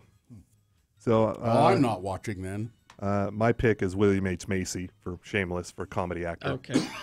That's my guy. Okay. Bob Odenkirk's in here a lot. Better Call Saul. Veep is up for a lot of awards. And they just announced they're only doing one more season of that. Yeah, that's sad. Yeah. Last season was great. It gets better every season. Yeah. That's rare that a show does that. Here's the one for Bill to avoid. The Strain series finale. Oh, I have just be done with it. I have to watch. I've watched them all. I have Exactly. to watch the series finale, and I know what's going to happen. Exactly. He's going to end up killing his own son. You know that's what's going to happen. Yep. It's just. He should have killed him a long time ago. Oh yeah, But, for that haircut alone. yeah, no kidding. Oof. And Vice Principals back for season 2. Danny McBride, Walton Goggins. And this is only this. That's all they're going to do. Yeah, they only did 2 seasons. Okay. And they're not going to Eastbound and Down it. Where it's Eastbound and Down probably should have only been 2 seasons as well. Yes. Agreed. And yeah, that is your week there. That's the week? That is the week. Yeah. All right. I want more. Well, there's plenty more coming. Don't worry. Well, like when? Uh, Next week? Yeah. Okay. So I sent my DVR for Con Man. Yes. Which is Alan Tudyk's series. Oh, right. That was previously on Vimeo. On Vimeo. And so I've started watching it. It's kind of funny. Oh, yeah. It's a little inside, though. It's very inside. But you should. But Yeah. so that's funny for you. For me, then. yeah. But you're watching it, going, people won't get this. I know the ins and outs of sci-fi conventions, so I get the stuff that they're talking about. So give us an example, can you? Just about how the fees work, and you have a helper who is to show you around, and they're always fans, and so they're kind of hesitant to engage with the helper. Oh, so this is so inside. It's for people that actually participate, not attendees, but panelists. Yeah, and it's that inside, and so I'm enjoying it. But Well, at least it's on the Sci-Fi Channel. It makes sense. It'll reach the people. I think that's where the Orville should be. The Orville should be on the Sci-Fi Channel. I think so. Yeah, I don't think it's going to last on Fox. I like it, I'm going to say the reviews I'm seeing for the first episode are not great. but the reviews from nerds are really good. Yeah. So. Well, I mean, McFarlane said, I want to do Star Trek. Yeah. And Paramount said, no, you're not. We're not going to let you do Star Trek. And he goes, okay, well, I'll just go to Fox and I'll do my own Star Trek. Don't you know who I am? Because his approach is that, you've got Star Trek, but all of these people are they're not like real people. Let's put real people in the Federation. Let's put, people with some flaws and opinions and things like that. Yeah. You go through Starfleet Academy, you immediately become perfect. That's kind of boring to me. I want to put real people in Star Trek. Yeah, well, he's got the Seth MacFarlane, who's the captain. Yeah. Apparently, he has an ex-wife that he's estranged from. That's real life. That's real life. And he gets drunk about it. And, So he says, I want to put flawed people in Starfleet. And Star Trek said, no, you're not doing that. He says, all right, I'll make my own Star Trek then. And that's what he did. And people don't quite know how to handle it. So we'll see. Anyway, thank you, Bill Frost. Read his stuff, billfrost.tv or in City Weekly. Yeah. Gina, do you have traffic? I do. All right. A new crash eastbound SR 201 at 6800 West, starting to create some slowage in that area.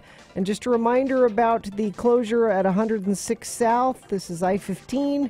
Lots of slowage in that area from people who woke up this morning and forgot that the 106 South on-ramp was closed.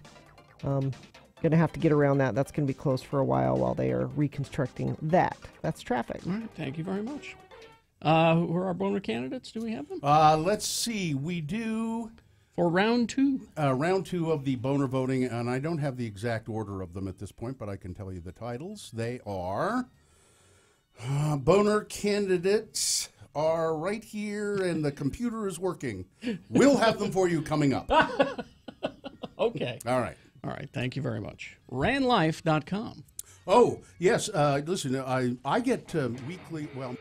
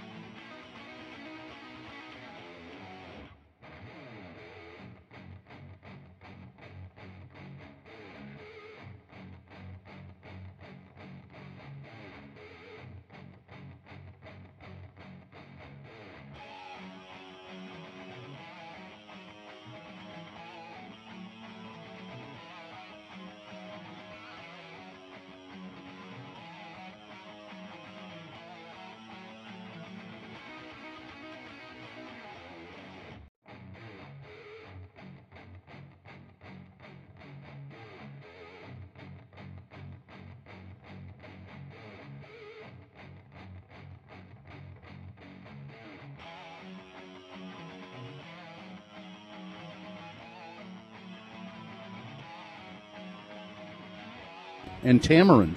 I'm all right with tamarind. Are you sure? Well, Do I you like know what- A1, I must be. Do you know what tamarind is? No, I have no idea what tamarind is. Okay.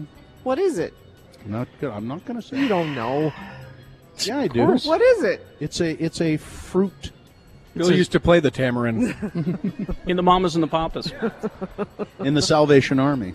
I was the tamarind player. Hey, Mr. Tamarind Man, play a song for me. We did it It's again, the Gina B and Richie T. There it is. That's the show you're going to get. Does anybody here know what a tamarind is? It's a fruit. Now listen while I play my green tamarind. It's a It's like a citrus kind of a yeah, fruit. it's kind of sour. It's very sour. One of my favorite things to get at a Vietnamese restaurant is tamarind broth soup. I like to get tamarind sodas at It's related- Mexican places. It's related to the date. Oh, I had no idea. There you go. Tamarind. Cousin of the date? Or I think neighbor? no, it's related. So I believe it's an uncle. It's an uncle to the date. Uncle Tamarind, shut up. We're tired of your stories about flavoring A1. We don't believe you. Oh, these people have brought us a cake. No, that's oh, not no. for us. It's for size 9. Happy Is it your 25th birthday birthday. Oh, happy birthday. You know what would be really funny is if that cake slid out of the pan right now onto the floor. Holding it kind of sideways.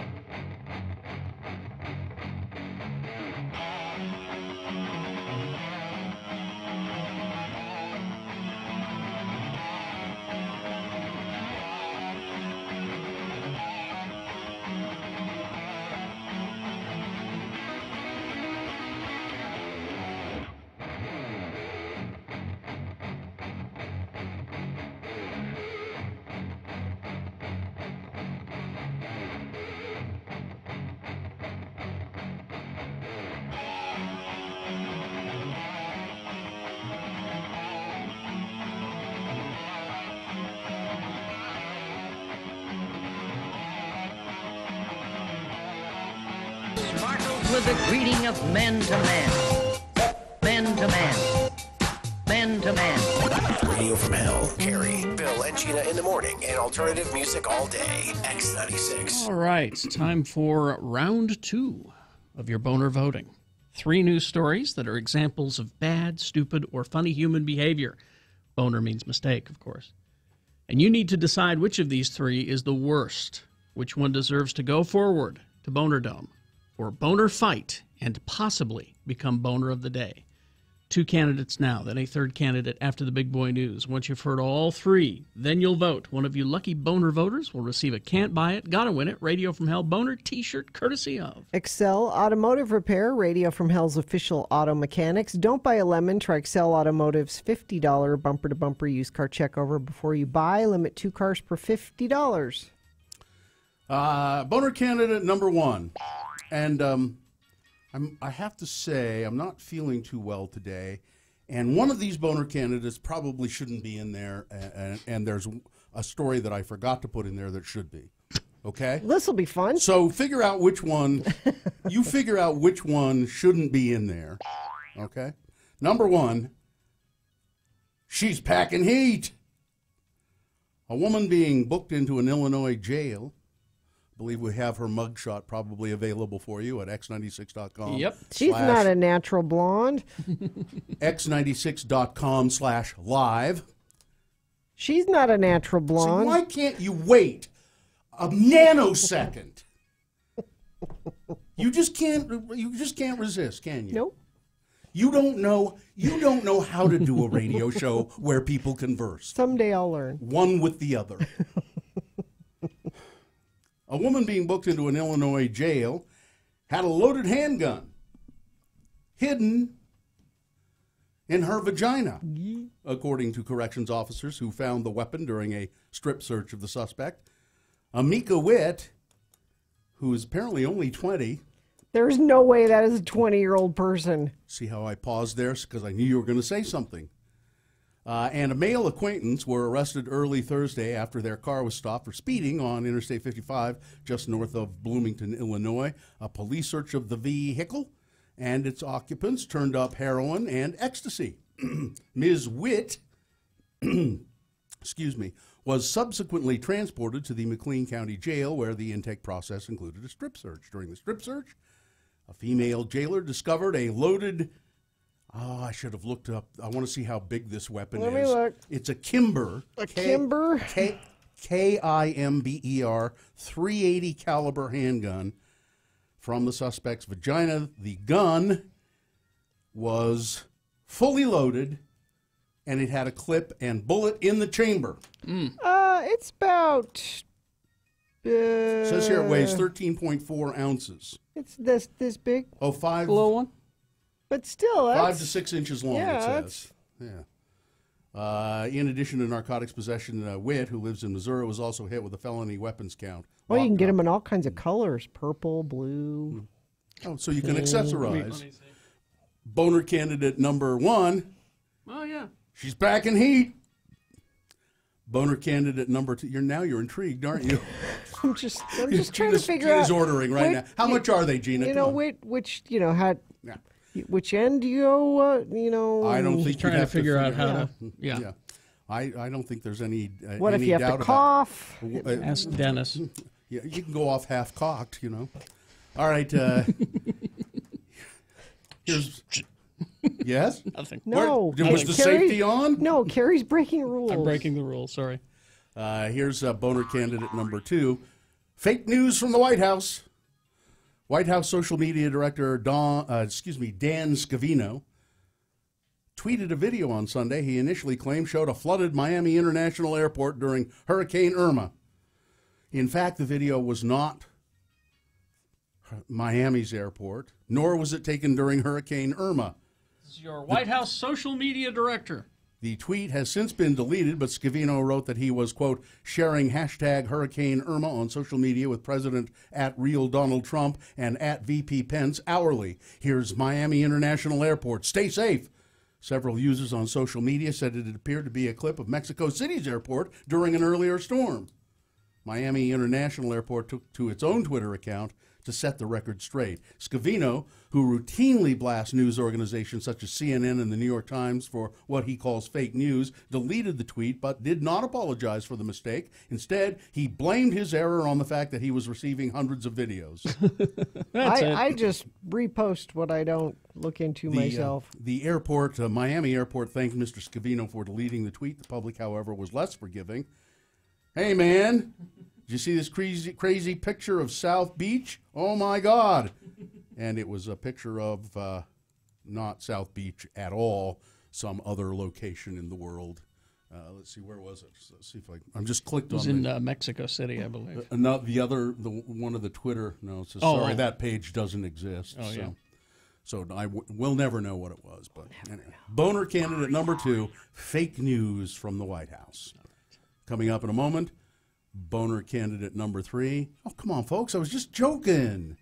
Boner candidate number 3 after this here big boy news and opinioendo, brought to you by Bad Apple introducing low price guarantee on iPhone screen repair. Just bring in the advertised price from another business and Bad Apple will beat it. Now with 10 locations, go to badapplerepair.com. Story for you, Gina. I'm ready. South Carolina serial killer who kidnapped a woman and kept her chained inside a shipping container. You remember that story? Yes, I know that story. Has spoken publicly now for the first time since his November arrest, and his words are almost as brutal as his crimes. In a chilling letter mailed to the Post last week, Todd Colehep claimed that the 7 people he murdered were criminals, and that he was merely trying to save the 30-year-old woman that he had viciously imprisoned after killing her boyfriend. Save her? Yeah. No one wants to really look into who they were, families and connections, the 46-year-old killer wrote of the 7 victims. The cold-blooded murderer shot and killed 7 people over the span of 13 years, burying 3 of the bodies across his 95-acre spread in rural South Carolina. Mr. Colehep, who's serving 7 consecutive life sentences after pleading guilty to the killings, went on to accuse the woman he kept in a metal cargo container for 2 months, Kayla Brown, of being as big a criminal as I am. Huh? Well, I thought you were trying to save her. She wasn't raped, he said in his barbaric, victim-blaming diatribe, written neatly in longhand. All of my victims were criminals. He had only one little hint of remorse when he said they were criminals, but that doesn't make it right. I mean, I shouldn't have done that. I shouldn't have done it. I don't know by what he claims, that they were criminals. They wronged him in some way, and that made them criminals. That's all it took. Well, and some of them, he went to like a mechanic's shop, and he thought they were making fun of him. Oh, that's right. Oh, that's right. He's making fun of, like he came in asking for something dumb, and they laughed at him, and he came back and killed them. Criminals. Well, you know the name Eric Bolling. Yes. He was Fox News. He was on Fox News. He had been on Fox for 10 years and had just recently signed a pretty lucrative contract to continue with them. Well, they fired him when it was alleged that he sent lewd pictures to several different women. So they fired him. He has sued the Huffington Post reporter who first reported on that story. Not denying that it happened, just suing the reporter for an answer. I think he has said it didn't happen, as I recall. Oh yeah, he claims it didn't happen, but it's one of those things that's very easy to prove. Well, yeah. His son, Eric Chase Bolling Jr., his only child, died in his bed over the weekend after, quote, enduring emotional torture over the humiliation his dad was suffering. But the circumstances surrounding his death are still kind of a mystery. Sources familiar with the death investigation tell TMZ Eric Chase was destroyed by his dad's departure from Fox News, forced out because he had texted pictures of his genitals. Sources connected with Eric Sr. Say that he actually made the decision to part ways earlier than he wanted to because he knew his son was having trouble dealing with the publicity and embarrassment. So this indicates that he was suspended. He was suspended, and then But it wasn't until this weekend. I think it was on Friday where they said no, you're done, you're fired. And so he went in and they did the final meeting and all that. And it was while he was at the final meeting that they discovered his kid had died. Yeah, he was found in bed Friday afternoon after with the covers over him in a normal position. No suicide note, no pill bottles, no drug paraphernalia, nothing like that. No obvious signs that that's what it was. They don't know yet. No. Let's see. Hope Hicks. You know who that is? Hope Hicks. Hope Hicks. No. She is the White House communications director and longtime Trump confidant, has lawyered up as the ongoing Russia investigation continues. That's interesting. High-powered Washington attorney Robert Trout, a Justice Department veteran, will represent Ms. Hicks, according to Politico. Hicks, who is 28 years old, is Trump's longest tenured and perhaps most loyal political aide. Most lawyered. Loyal political aide. She's worked for him and for daughter Ivanka since 2011. She was named interim communications director in August after the tumultuous 10-day reign of Anthony Scaramucci. And the Department of Press Secretary Sean Spicer, Special Counsel Robert Mueller, plans to interview Hope Hicks and 5 other high-level current and former Trump aides. Isn't she like 15 years old? She's, as I said, Gina, as I said, I believe she's 28. Really young. I think I said. I don't think. Maybe I didn't. It's here, right here in the story. I knew she was young. A lot of times I skip over the age. It's not because it's not pertinent. It is kind of pertinent. And you're bringing it up. It's kind of pertinent. Well, how is it pertinent that she's 28? She's 28 and she's the communications director for the White House? That's unusual, isn't it? Perhaps, but she's extremely attractive too. I'm just saying. How dare they hire a young, attractive person to work in the White House? I'm just saying. How dare they? I'm just saying. You have no idea what you're saying. I mean, you have every idea what you're saying, yes, but you base it on nothing. Nothing. Anyway, she's lawyering up. They all are. They're all getting lawyers. Well, that's kind of curious, isn't it? Even the good-looking ones? It broke records at the box office over the weekend. It arrived as, it says here, a cultural juggernaut, smashing September box office records with an eye-popping $117.2 million in estimated North American ticket sales and ending an alarmingly slow period in movie theaters. The R-rated movie, adapted from Stephen King's 1986 novel about a demonic clown, Pennywise, who emerges from the sewer to prey on children, had been expected by box office analysts to take in about $70 million. That's what they thought. They said it'll be a hit, but it be about $70 million. Well, it doubled that practically. The previous record holder for a September release was Hotel Transylvania 2. Okay, that makes it not as exciting. Which Just arrived leave with that about part out of the $50 million.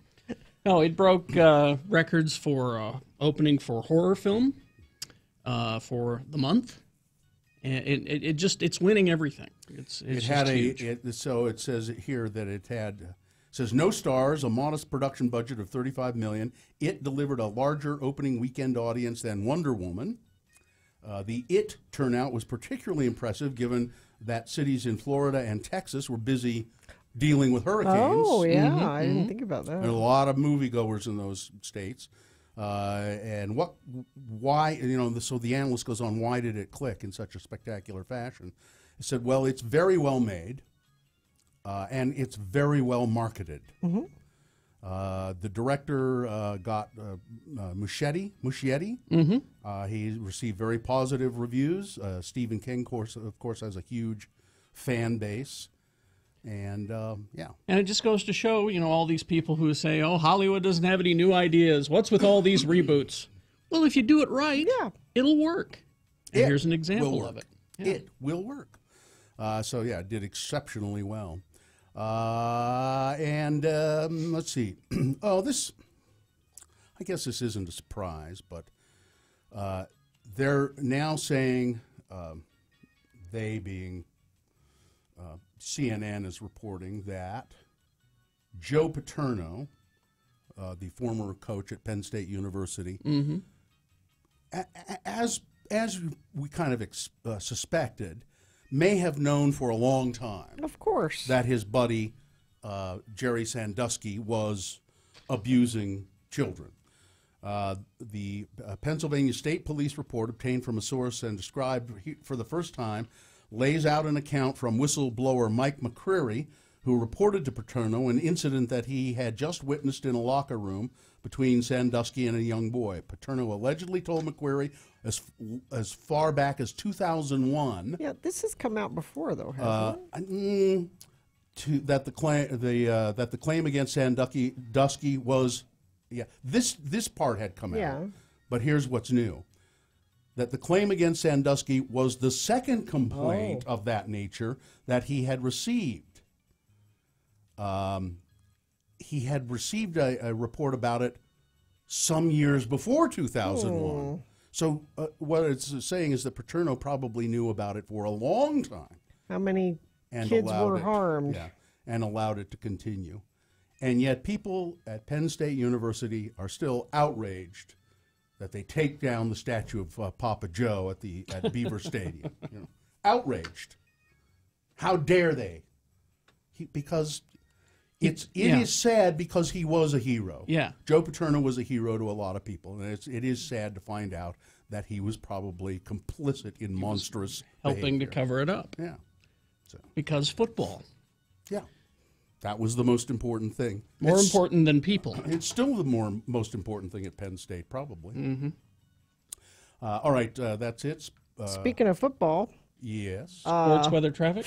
So I tweeted this and Instagrammed this moment watching the Utah-BYU game on Saturday. And I sent it to Dylan, if you can find that quickly, Dylan. Watching this game, and my daughter jumps up and grabs her phone, and she said, "Rewind that, quick!" So we rewound a few seconds of the game. Yeah. You think it was scary? What? There we go.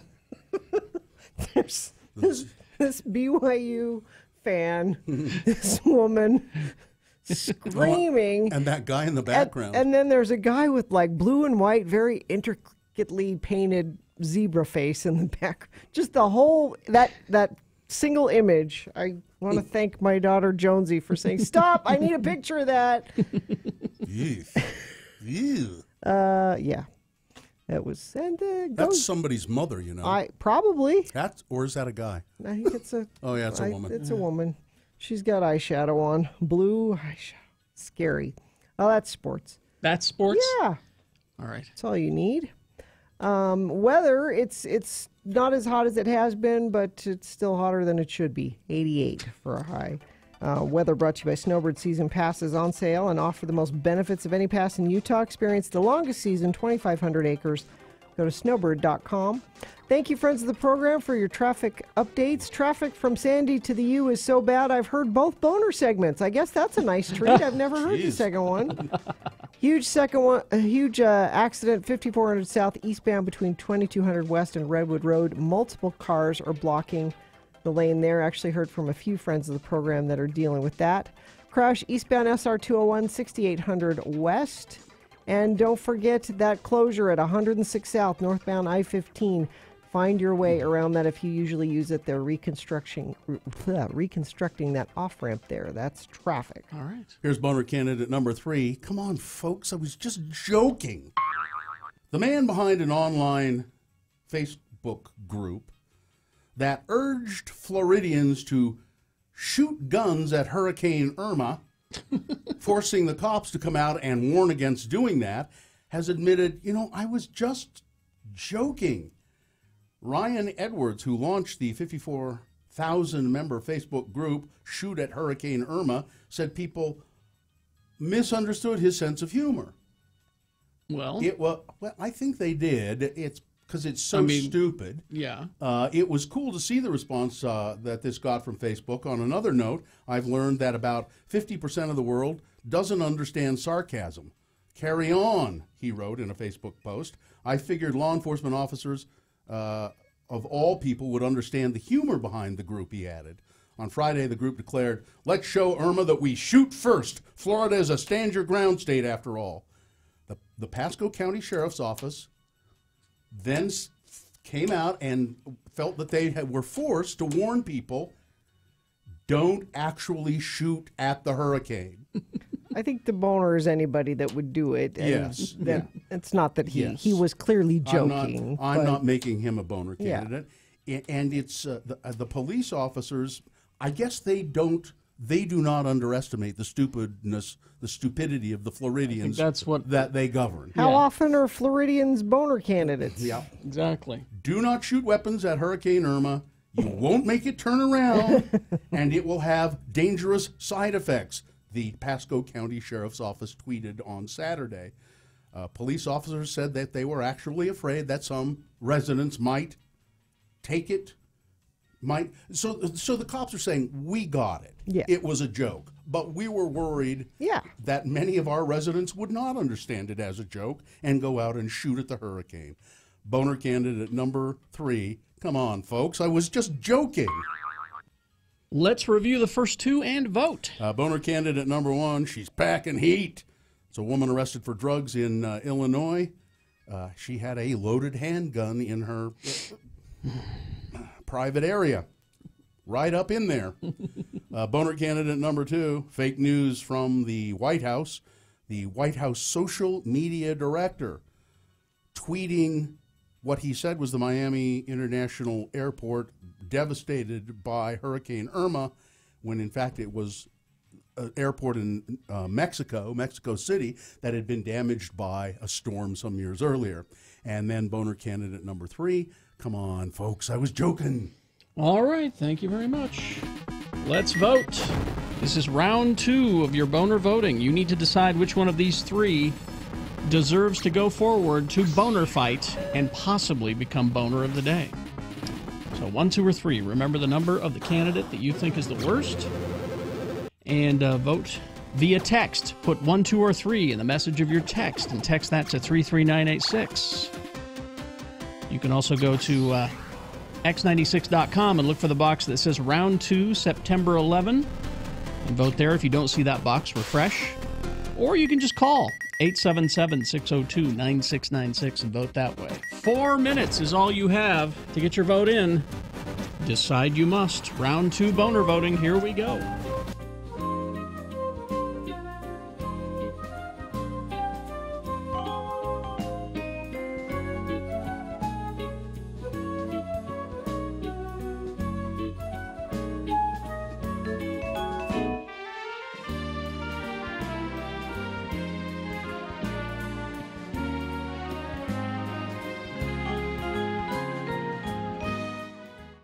There's a great a little video that I tweeted early this morning at RFH Bill. Well, let me go look. It's a little video of some mayor somewhere in Wisconsin, I think. Yeah.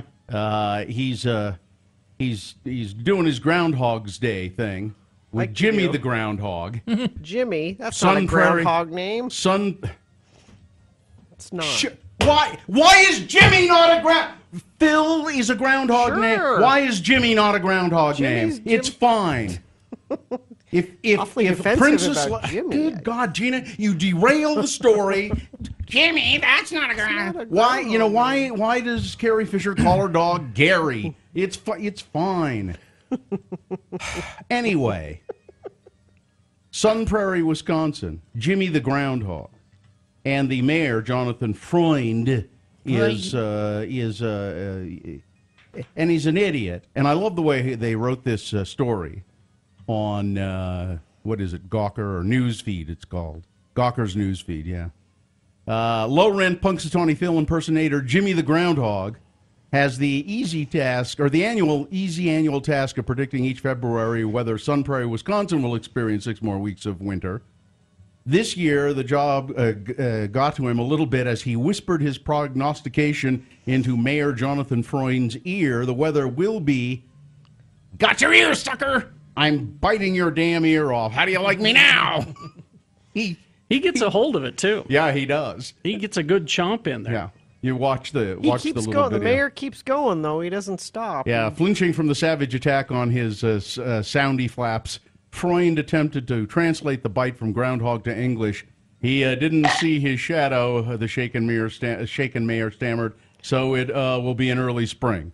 Jimmy's handler is obviously concerned about the integrity of the little biter's predictive record, later clarified that he had actually been attempting to indicate that winter would last another 6 weeks. It is Wisconsin, after all. So the mayor got it wrong altogether.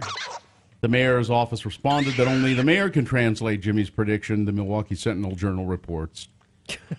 But it's a funny video. Watch the little My video. question is, what kind of a mayor name is Jonathan? I mean, really? It's a fine That's mayor a terrible name. mayor It's a name. fine mayor name. No, that's a terrible mayor name. Jimmy is not a good name for a groundhog. Jimmy's a nice guy. Groundhogs are mean.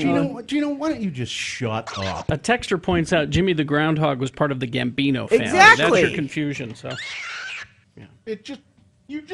What? Jimmy Getting is a awfully perfectly defensive. fine name for a groundhog. Who died and made you the namer of all things? I'm not the namer of all things. You sure act like it. No, Val Kilmer is not dead. Yet.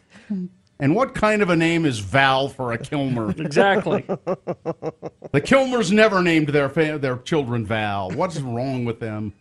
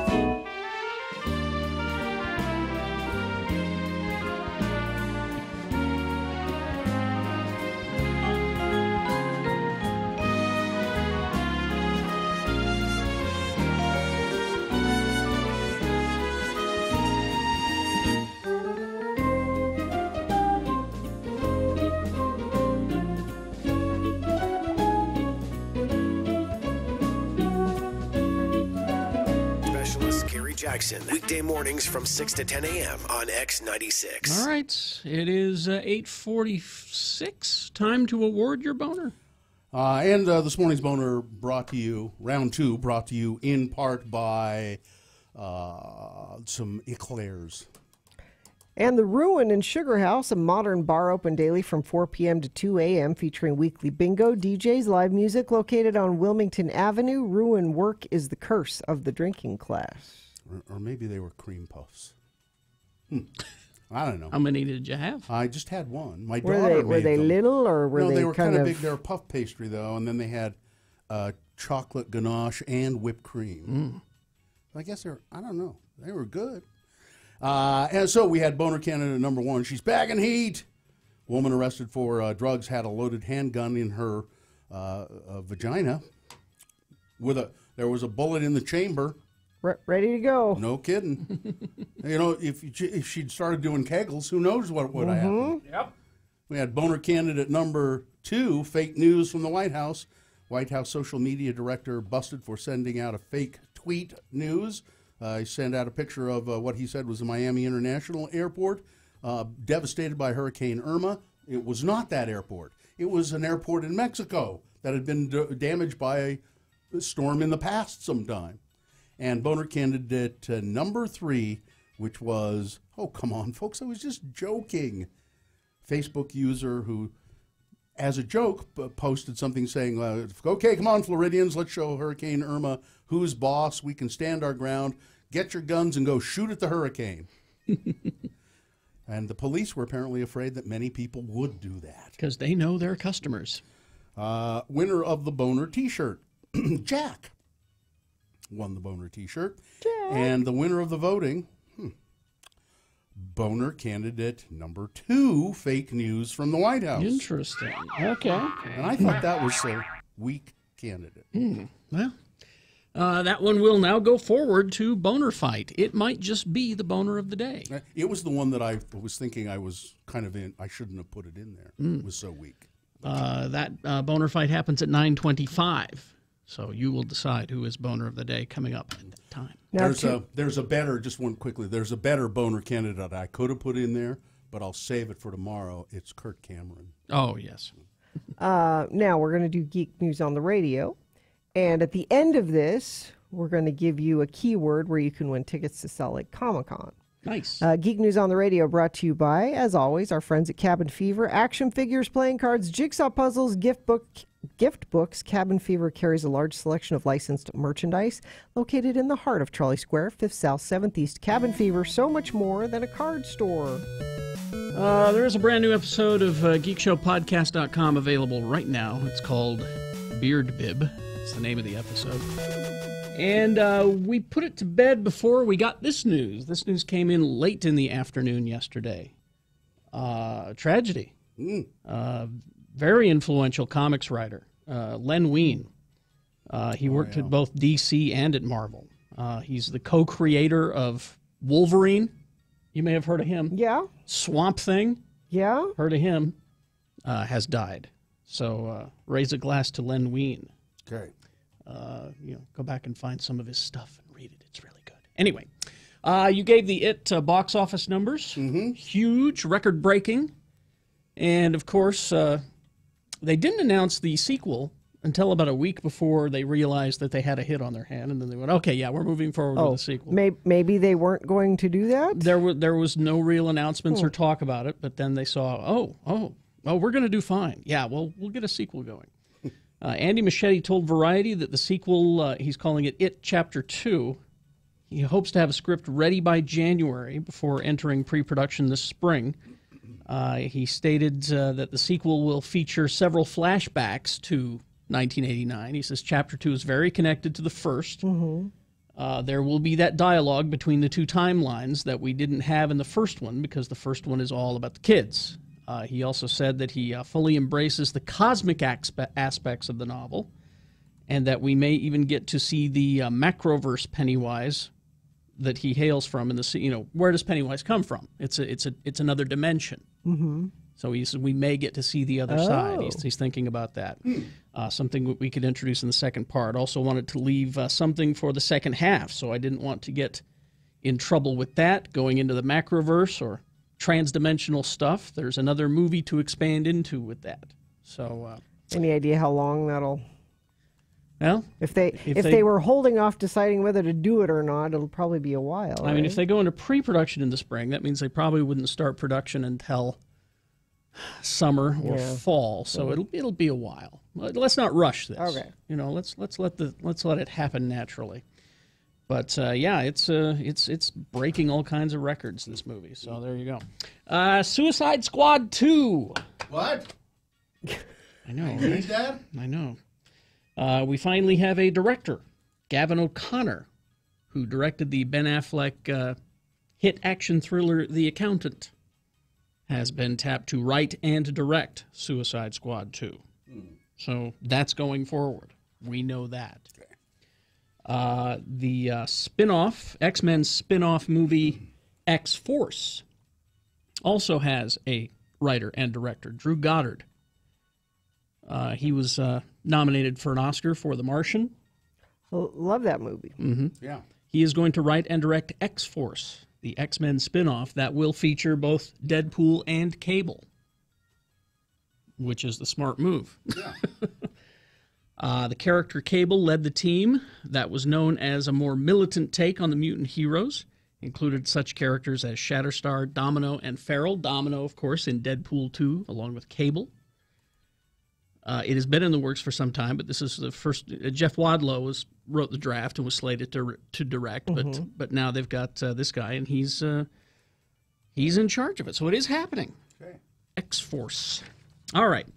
Bob Iger, Disney CEO, has finally announced exactly what's going on with this Disney streaming app. Yeah, the Netflix. They took stuff off Netflix. Their version of Netflix. Okay. It was last week on Thursday. He said his studio will launch its direct-to-consumer streaming service in late 2019. Marvel, Star Wars, Lucasfilm will be on. Iger told the Bank of America Merrill Lynch 2017 Media, Communication, and Entertainment Conference in L.A. the studio will also produce 4 or 5 original films for the Disney app, mostly live action. You're going to have around 500 films from the Disney library show up on the direct-to-consumer platform. In addition, Song of the South?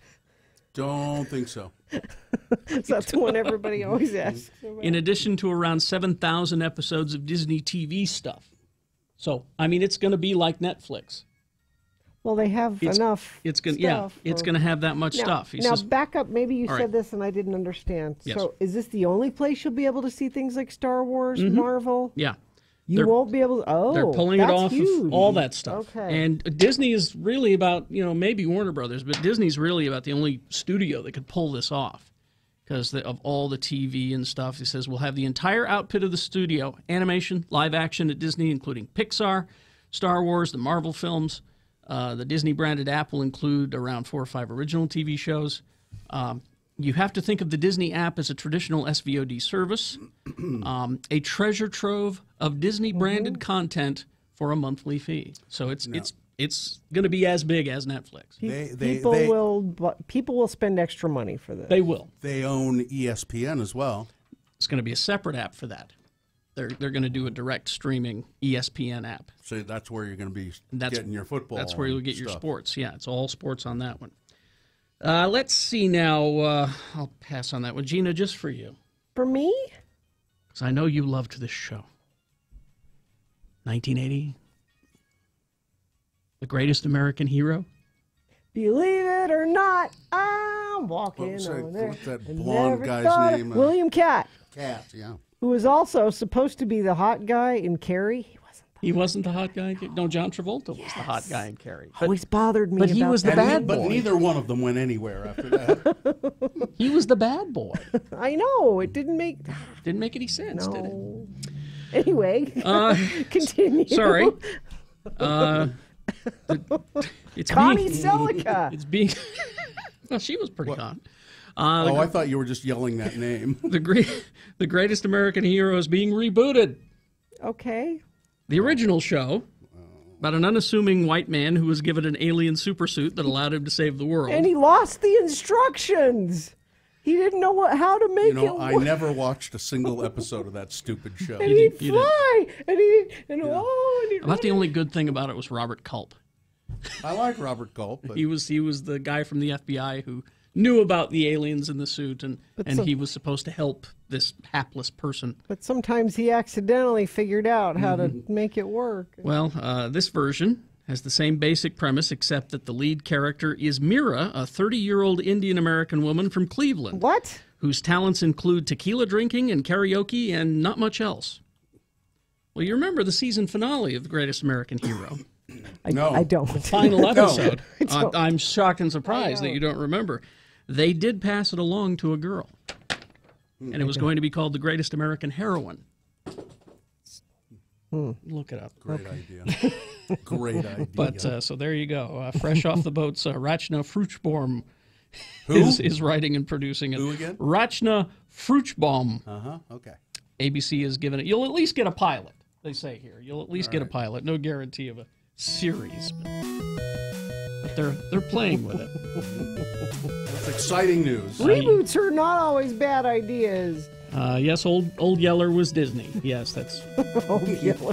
People are just shouting out just movies. shouting out movies. How about wanting Toby to know. Tyler? Toby Tyler. Yes, that was. Okay.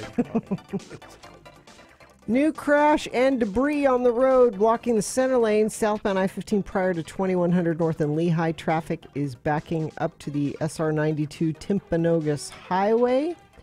What else do we have going on? We've got crash southbound I-15 milepost 282 in Lehigh. Crash southbound I-15, milepost 299. It's the I-15, I-215 junction there. Crash eastbound 5400 south and 2200 west in Taylorsville. The 2 left lanes are closed there. That's traffic brought to you by Del Taco's new Queso Blanco, a creamy blend of real cheese and peppers. Try it on nachos, fries, burritos, and more. Delicious queso from a drive-thru that's unfreshing, believable. Participation may vary. All right. You know, you want to watch that Disney app. You're going to have to. You should have really good vision. Well, especially if you're watching it on your phone. Yeah. That's why Hoops Vision can help you out. It'd be nice not to have to wear contacts or glasses while watching TV or doing anything. So this time, I don't miss my contacts and/or glasses. No. I do not miss them at all. I could never wear contact lenses. They just killed my eyes. Mm. So Hoops Vision will work with you, and they'll create a payment plan for you that makes LASIK affordable for your budget. So right here at the end of summer, why don't you go to Hoops Vision? Give them a call, make a free, no-obligation appointment for your LASIK eye consultation. 877-30-LASIK, that's LASIK, for the phone number. Or you can find out about it by going to their website, which is Hoops Vision, HOOPES Vision.com. Get rid of your glasses, contact lenses. Now's the time to do it. You might as well. The first appointment's free, after all. Yeah. Go ahead and do it. HoopsVision.com. The Radio from Hell Not Hello, Safe for girl, Work that's it. episode is online now.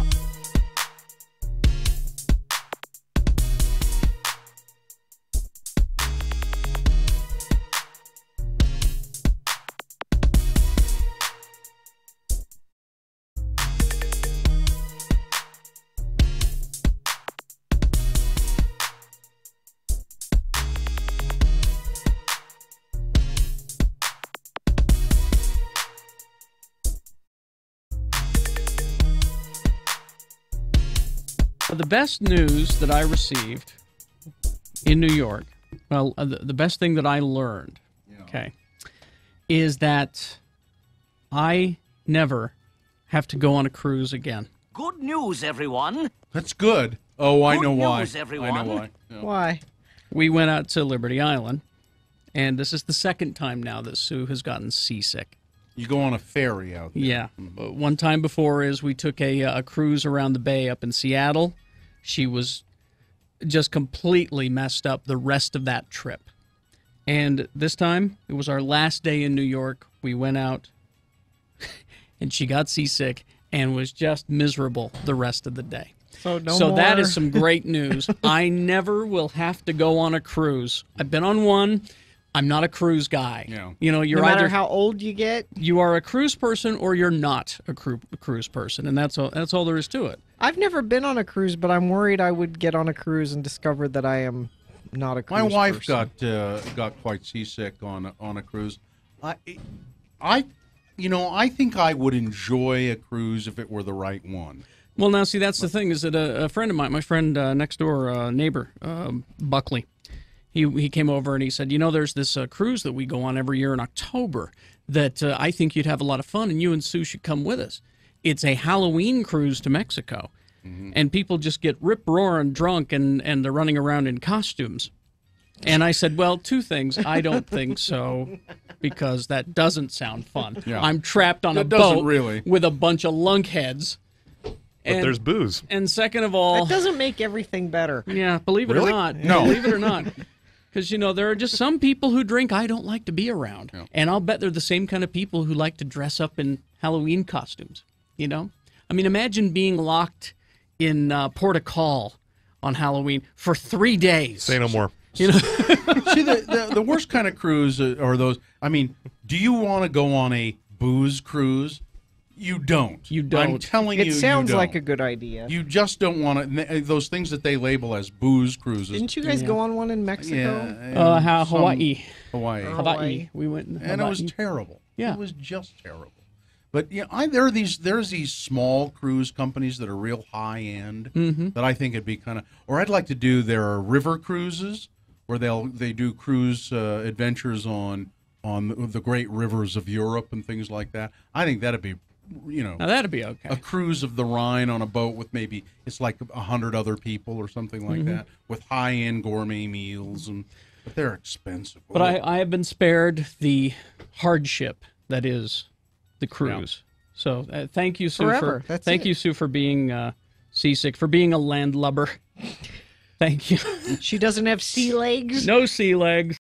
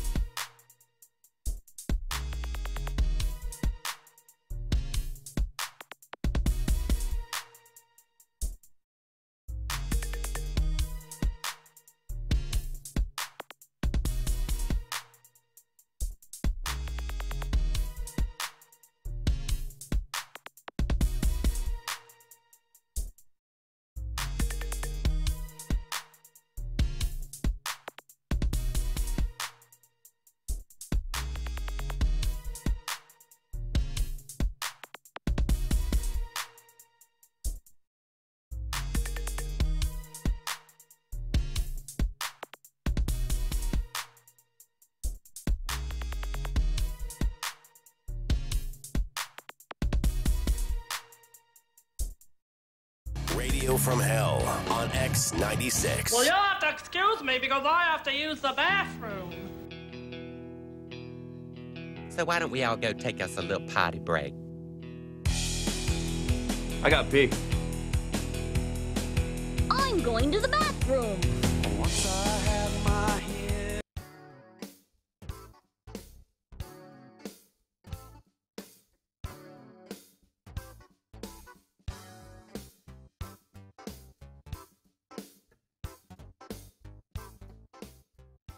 I've got a show. Crap. I'll be playing Flynn in Twilight.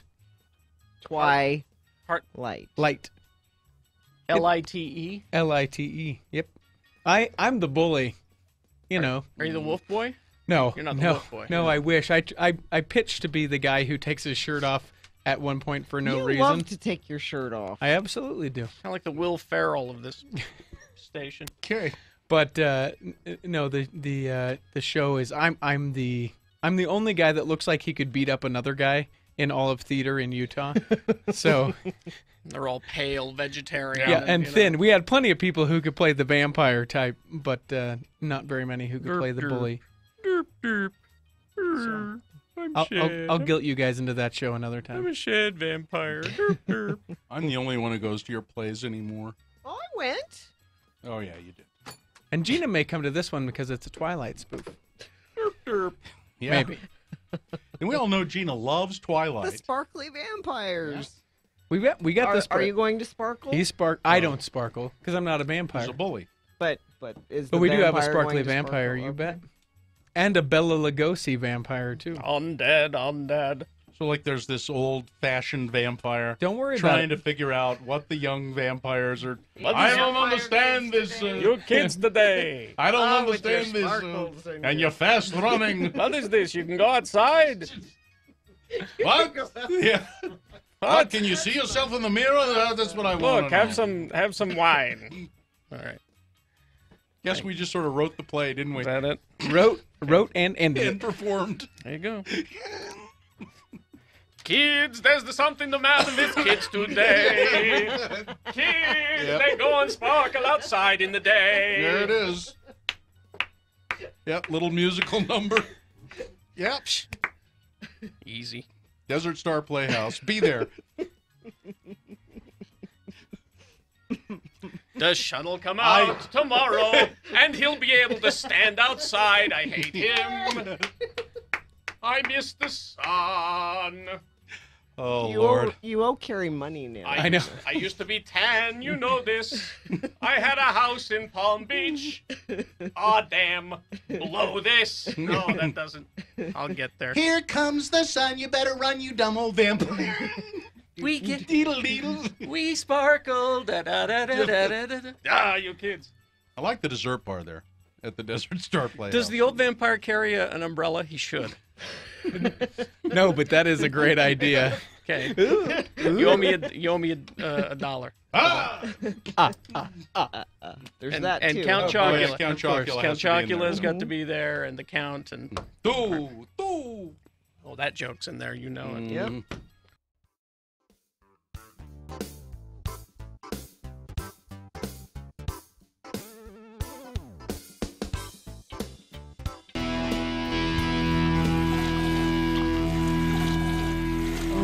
Because Moby. It was his birthday today. Because it's his birthday.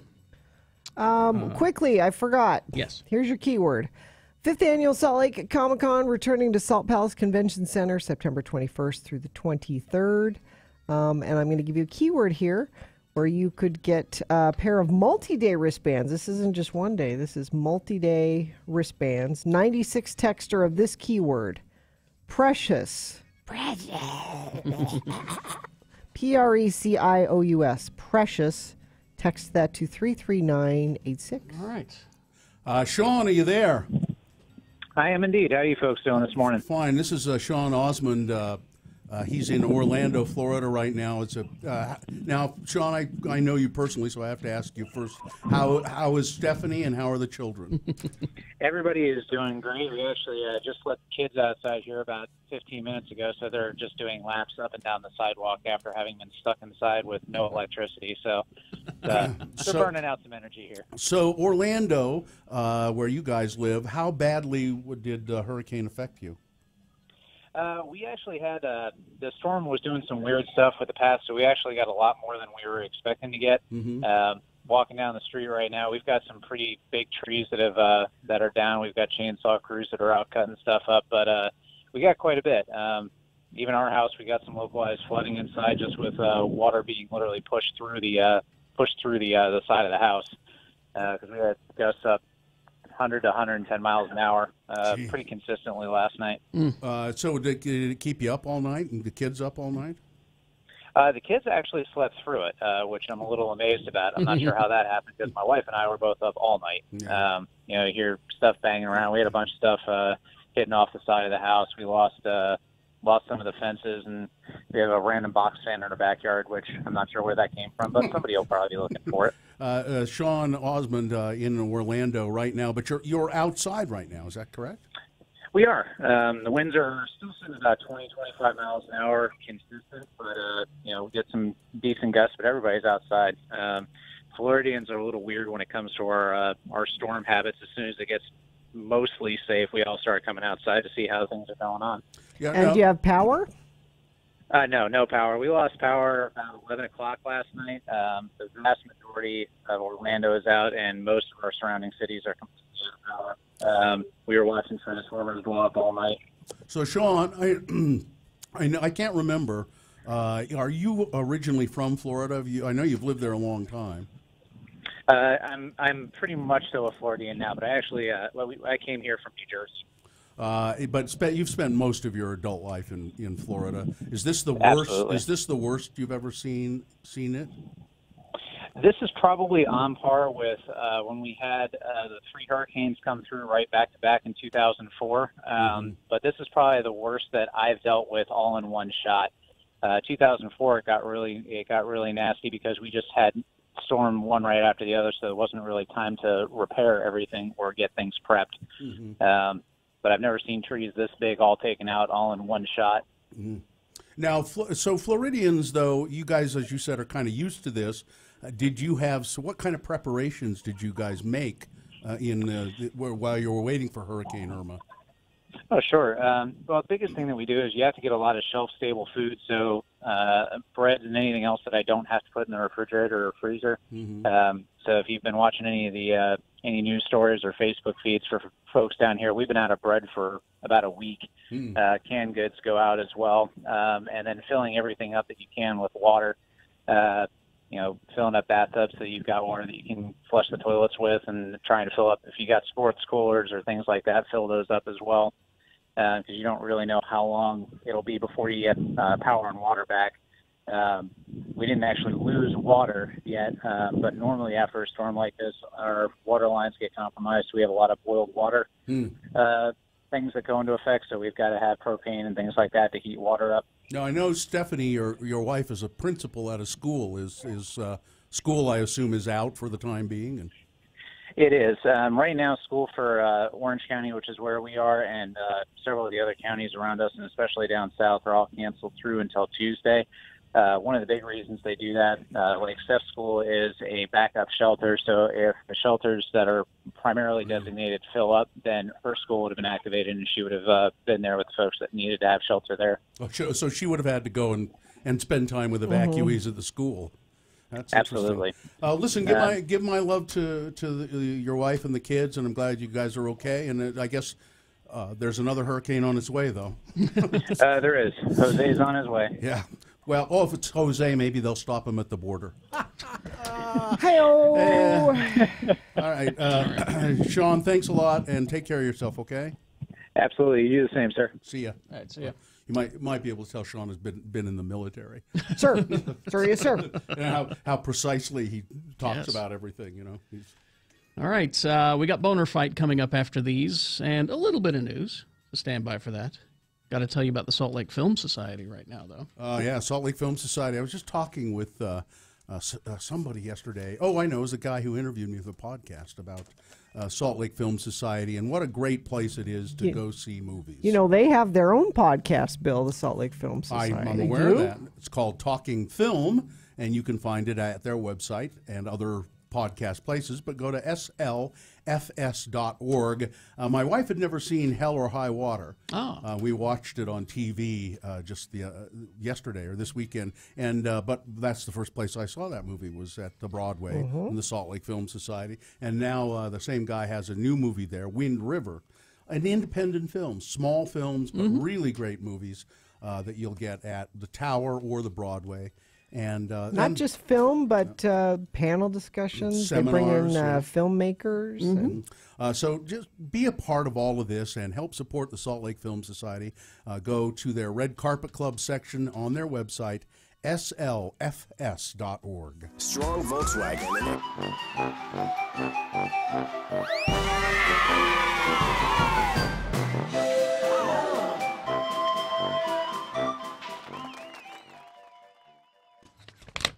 Richie called me last night to ask if he should have said something.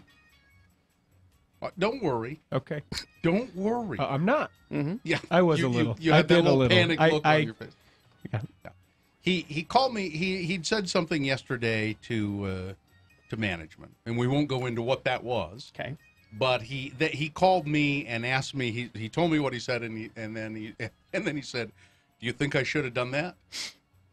Now, when you ask that question, you should probably already know the answer, it right? It means, you shouldn't have asked. But I think you didn't care for my response. Well, no, because you actually told me honestly. Most of the time, you just tell me, I don't care, or it doesn't matter, or whatever you choose is the best decision for you. Bill always gives me those vague, parental answers.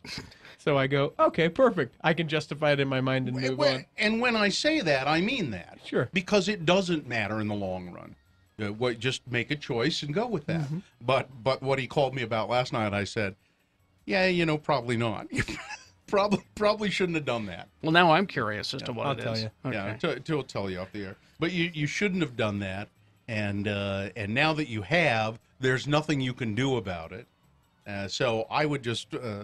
Well, and since that conversation, I received communication back, and the dust is settled, and it's fine. Oh, okay, good. Oh, good. Okay. So, but was it the thing you were telling me about? About this morning, yeah. Oh, yeah. okay. Yeah. Yeah, you probably. That seemed awfully ballsy. But is that the new Richie? Is that the I'm standing up to? Yeah, a little bit. But it just seemed to, and as I said to him, there are certain positions worth taking and certain positions not worth taking. It's the pick your battles. Yeah, you got to just, and this was the wrong battle to pick. Right. And then I said, and if you don't like it here, just get out. Well, and that's all because you're not used to standing up for yourself. You're learning. Right, I'm getting there. You know, so. Well, it's hard to do. It's hard to do because the other part of Richie, and you guys have never seen this. The other part of Richie used to have the gay part. That's the part part we have gay seen. part. Yeah, we've seen that. The really bad temper, and the raging. Oh yeah. Huh. For a long time in my early teen years, it was everything would set me off, and just Did you get in fights with people? More verbal, but just terribly abusive language coming from me towards people. Swearing at my mom and not running away, but that kind of kid running away that you do. And the whole deal. And, slamming doors. Yeah, you were a door door slammer. Oh yeah, big and door I slammer. hate you. Yeah, And big door slammer. all that stuff. And then how did you get rid of that? I just decided it's not who I wanted to be anymore. But sometimes it comes back a little bit. Is he on the? You might be. Oh, there we go. Yeah, there he is. I was full of rage one time in my life. Oh, hello.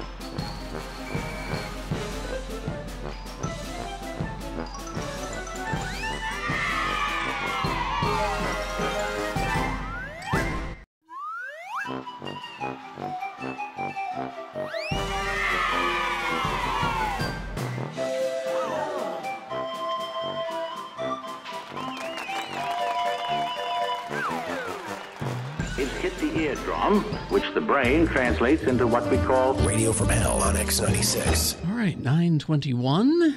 Boner fight coming up in a few moments, but first, a little bit of news. Little bit of news brought to you by get unlimited 1.5% cash back plus a $100 bonus with Power Cashback credit card from Security Service Federal Credit Union. Restrictions apply. Get details at ssfcu.org. Michael Evitz, the Vice President of Marketing and Communication for the Downtown Partnership of Baltimore, was walking to work on Friday morning when he noticed something strange on the sidewalk at Charles Street in Baltimore. It was a pile of cubed ham. Oh, we have a photo of the cubed ham in question? That has to be the weirdest damn thing, he said, as he tweeted out the photo. You see a lot of things just walking around Baltimore.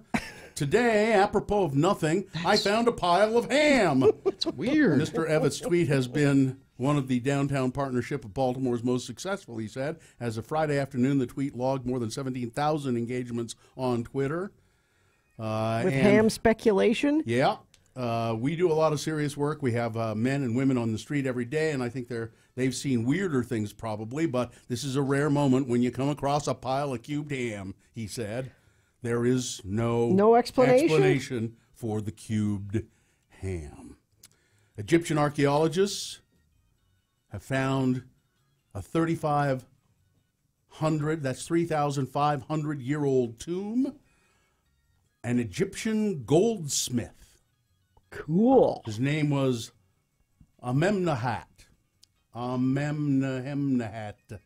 And he lived in Egypt 3,500 years ago, toiling away as the royal goldsmith, whose work was dedicated to an ancient Egyptian sun god. After 5 months of digging under an unforgiving sun, a team of Egyptian archaeologists unearthed the tomb belonging to the goldsmith, who had lived in the desert province of Luxor. Will it be a movie? Yes, I'm sure it will be. Is there a curse? There are lots of pictures of the stuff they found. Pretty exciting. There are skulls. So it's in pretty good shape then. Yeah. Let's see. Oh, the Pope got banged up a little bit. I saw that. He looks like he got punched in the face. He tripped or something and hit his head in the Pope mobile, and he got a little bit. Owie. Got a little bit of blood. He's got on a his shiner. cassock. Yeah. You know, we talked about this young woman, Alyssa Wall. She was forced into a polygamous marriage when at Short Creek, or down in southern Utah, and she has received a judgment now. We talked about that, $16 million in damages. Really? And you were wondering, Gina, and it got me to wondering, is she going to get $16 million? How do you... there? Well, she's already now living in a house down there that was given to her because of this judgment. And there is still property available. And some of the people, the polygamists who still live down there, are afraid that she's going to be able to force them out of their homes because she can take the property.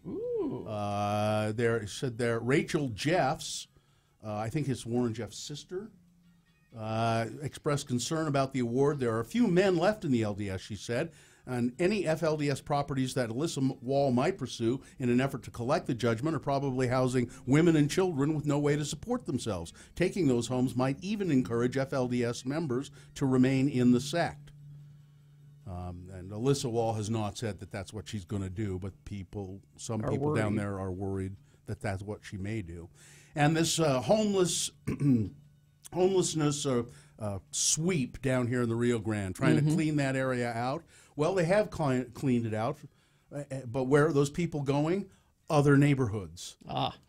Police are responding to frantic calls from residents who report homeless transients in parks, alleyways, and backyards all around the Salt Lake Valley, a reaction to the law enforcement initiative aimed at clamping down on crime around the Road Home Shelter in downtown Salt Lake.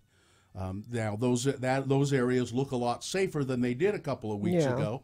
However, the city's west side has been significantly impacted by the homeless dispersion, said Dennis Ferris, chairman of the Poplar Grove Community Council. Residents are on edge. There are people now sleeping in people's backyards, and people are, they're residents, and I've noticed a lot more around my house. I live fairly close to downtown. This is such a complicated issue because there's the immediate problems, and then there's the chronic long-term things that need to be addressed. And they got to go somewhere. And Neil Young, who you may or may not like, I quite like Neil Young, found in his archives an acoustic album that he never released. Really? Honey, did I release this? He forgot about it. No?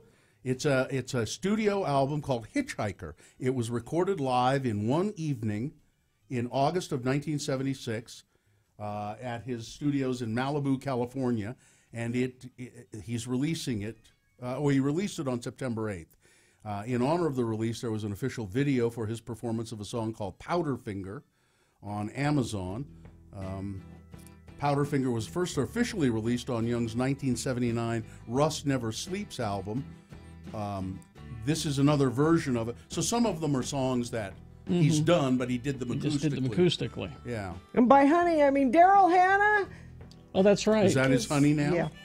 That's right. They are What dating. is it? Did I release? I can't remember. Did I? Isn't it? That's kind of fascinating, though. So it's acoustic versions of all these songs, and he's just, oh, damn, we didn't ever release that, did we? Aren't all of his songs acoustic versions of his songs? No. Hell no. You know anything about Neil Young? Keep on rocking in the free world, baby. Come on. I love that song. Keep on rocking. It's Boner Fight with Radio from Hell on X96. All right, here's the winner from round one. It was titled clumsily, "This Boner from Last Week is Worse Than You Thought."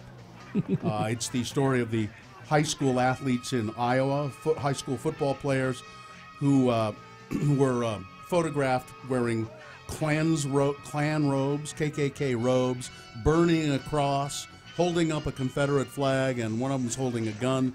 They were all members of a football team, and they were kicked off the team. And now we find today that the quarterback of that team is a young African-American kid. He's about 16, apparently a very good athlete, a really nice guy that everybody seemed to like in this mostly white high school and mostly white town. And he's now feeling horrible and betrayed. And he said, "These are my teammates. I've been to some of their houses, and I had no idea that they were like this." And so that's boner candidate number one. And he's also, I think he's kind of worried. He's kind of, he's nervous about all of it.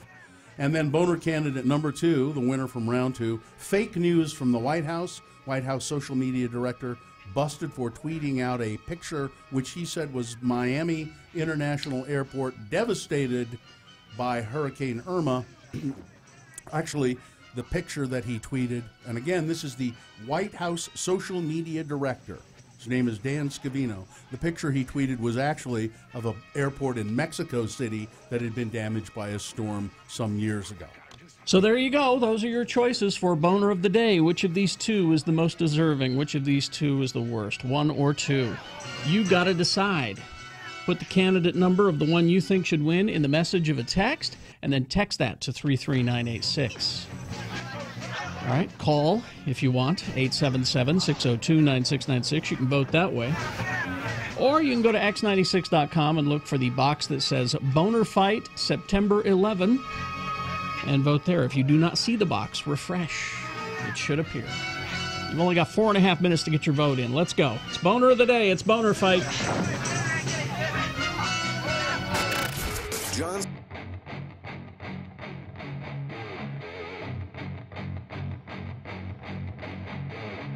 Sentence number one in Spanish, please.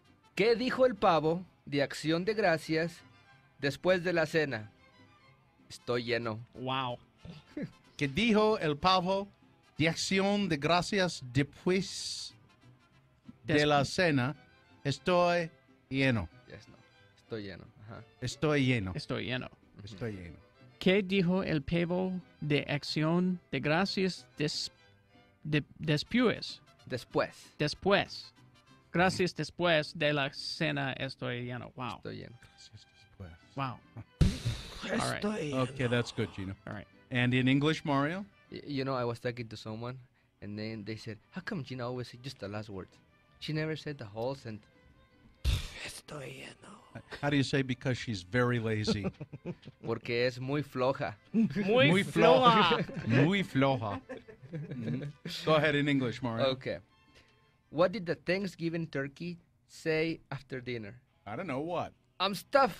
Estoy lleno. Stuffed. Estoy lleno. Estoy lleno. All right, and sentence number two in Spanish, please. Algo de porra para Brigham Young. Otros para la Universidad de Utah. Yo le voy a las porristas. Algo de porra para Brigham Young. Otros para la Universidad de Utah. Utah. Yo le voy a las porristas. Sí. Algo de porra para Brigham Young. Otros para la Universidad de Utah. Yo le voy a las porristas. A las Puristas! And that is in English, Mario? Some cheer for Brigham Young, others for the University of Utah. I cheer for the cheerleaders. The only way to go. But not when my wife is around. No. Yep. No. Mario, are you going to have a big traditional Thanksgiving dinner? Yes, sir. What will you have? We're going to have turkey. I'm sorry, pavo. Pavo. De acción de gracias. What else will you have? You know, usually we met at El Farol. Oh, do you? We met at El Farol, so we all bring a dish. Yeah. So and have pavo is gonna be there for reals. So you'll have the turkey at the restaurant, and then some other dishes, salads, and. What will your wife bring, or do you cook? I don't cook. Yeah, your wife will cook. My wife will cook, and she will bring. Let me call her. No, it's all right. Thanks, Mario. I don't know what she'll bring. I'm sure she appreciates the fact that you know what she's bringing.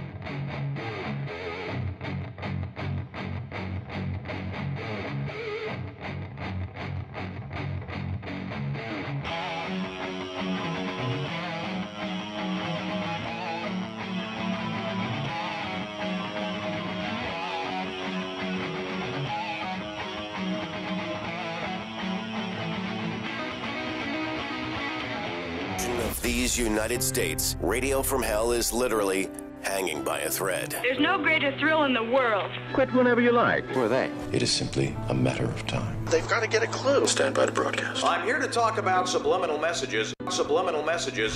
X96. All right, 9:35. Time to award Boner of the Day.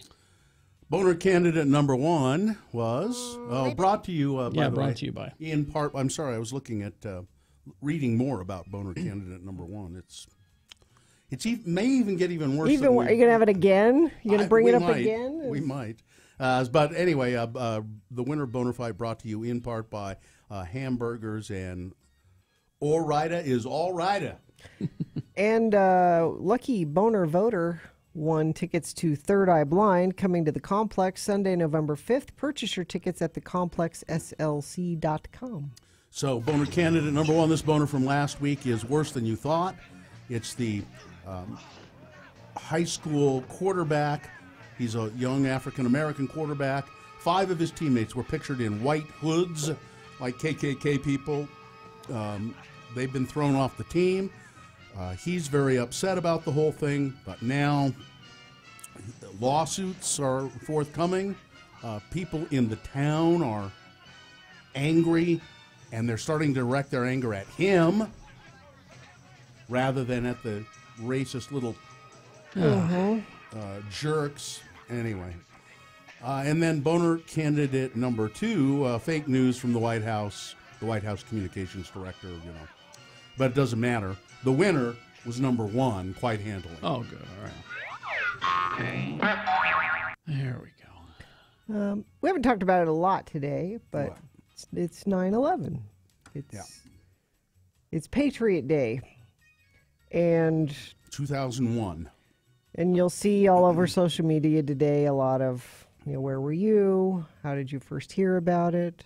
And I know a lot of people associate Radio from Hell with that day because a lot of people heard about it from us. On the air. Yeah. Mm-hmm. And the Radio from Hell show changed dramatically on that day moving forward. I think there are probably people that don't know that we played a lot of music before that day. Can you get it at least 9 songs an hour? Huh? But by the time of that, it was, can you get at least 4 in? And we were getting 2. Yeah. But still, we played music, and that day we stopped everything we were doing and just talked. And we were at a different studio that had a cafe that people could come in, and it just filled up as the morning went on. People, friends of the program, wanted to be together, and it was, everybody has stories about that day, but we have, and Bill actually, before we went on the air this morning, said, do we have any audio from that show? And that show so long ago, we weren't saving audio back then. It was really hectic, the goings on, and so we weren't even thinking about recording. It was just like, get the information out. But what we do have is something we call the 9/11 letter, which was available on our Best of CD, which is why we have it. And I think we should just let it. We haven't played it for a long time, so I think we played it. We played it on this day. Not for a couple of years. Not for a couple of years. Yeah, at least. So this is the 9/11 letter. This is a while back. Here we go. This was written Tuesday, September 12, 2001. My daughter's birthday is today. Yesterday, like most every workday, I woke up with the radio tuned to X96. I started the day with your 7 o'clock news. About the time my radio clicked on, you guys were talking about a plane hitting the World Trade Center. An accident. Almost immediately, you shared reports that a second plane had possibly hit. Ludicrous, not possible, but it was true. Wow. Today is my daughter's birthday. She's in the first grade. Yesterday, we had planned for a party for her and some of her friends. Yesterday was surreal. I took a long lunch and drove to the store to meet my wife. We were going to buy my daughter a bicycle. On the way, I listened to the news reports. Planes hijacked and crashing, the Pentagon attacked, the towers collapsing, people missing and dead by the thousands. We bought the bicycle. It's a gift for her from us and her grandparents that live in Ohio. Earlier this week, she finally learned to ride. It's a beautiful bike. Yesterday, we had that birthday party. It was at some dude's playground in Clearfield. Something about a half a dozen kids running around, laughing and having so much fun. It was just what we all needed. Afterwards, we went home, put the kids to bed, and watched the news. This morning, I woke again to X96. I listened to you take calls and read email. I listened to Gina reporting from the Red Cross and giving blood. I am grateful for what you're trying to do. I sent my daughter off to school wearing her favorite purple dress. She senses that something unusual has happened, but really she has no idea of the enormity of yesterday's events. Someday she will. She will one day look at the headlines of a newspaper with the date September 12th, 2001, her birthday, and she will understand. In that dress, going off to school, just 7 years old, she is beautiful. Today is her birthday. There we go. So she's how old now? Is it 16 years? No. 2001 to now, 16 years. So she's 20. Oh, yeah. 23. Wow. Wow. I think we have not. We haven't done that for actually it's longer than 2 years. I seem to remember and I forget the guy's name who sent the He said a follow-up. Yeah. Or called or something. He said, you don't have to do this every year. Don't do it every year. He was. I think he was getting kind of uncomfortable with it. But well, we didn't read his name. No. And it's still out there on CD. A CD, if any of you have it.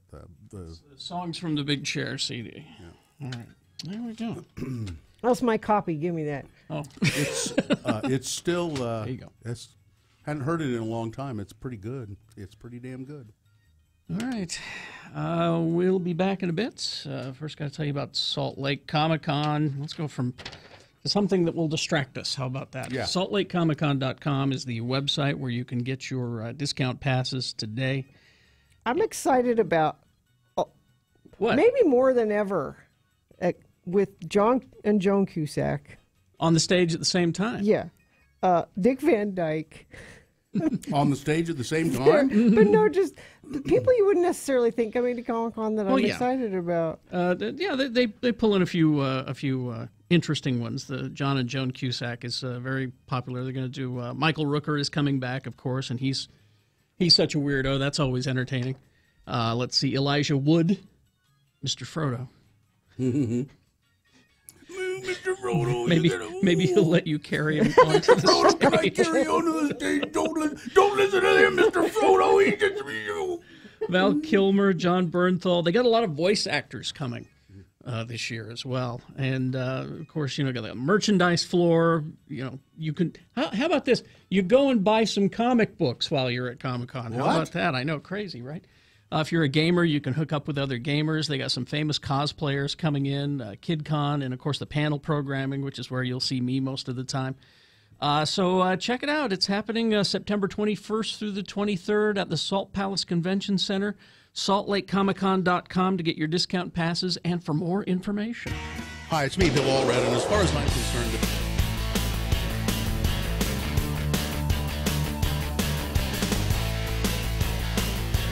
I like your shirt, by the way. New shirt? No. What? Old shirt. You never wear it, though. No, I don't. Why not? I don't know. It's a nice shirt. I don't wear it very often. Well, you should. Okay. Great. I gave you a compliment. Then maybe I will. I will wear it as often as I ever do, which is not often. It's a shirt that I bought. I remember exactly when I bought this shirt.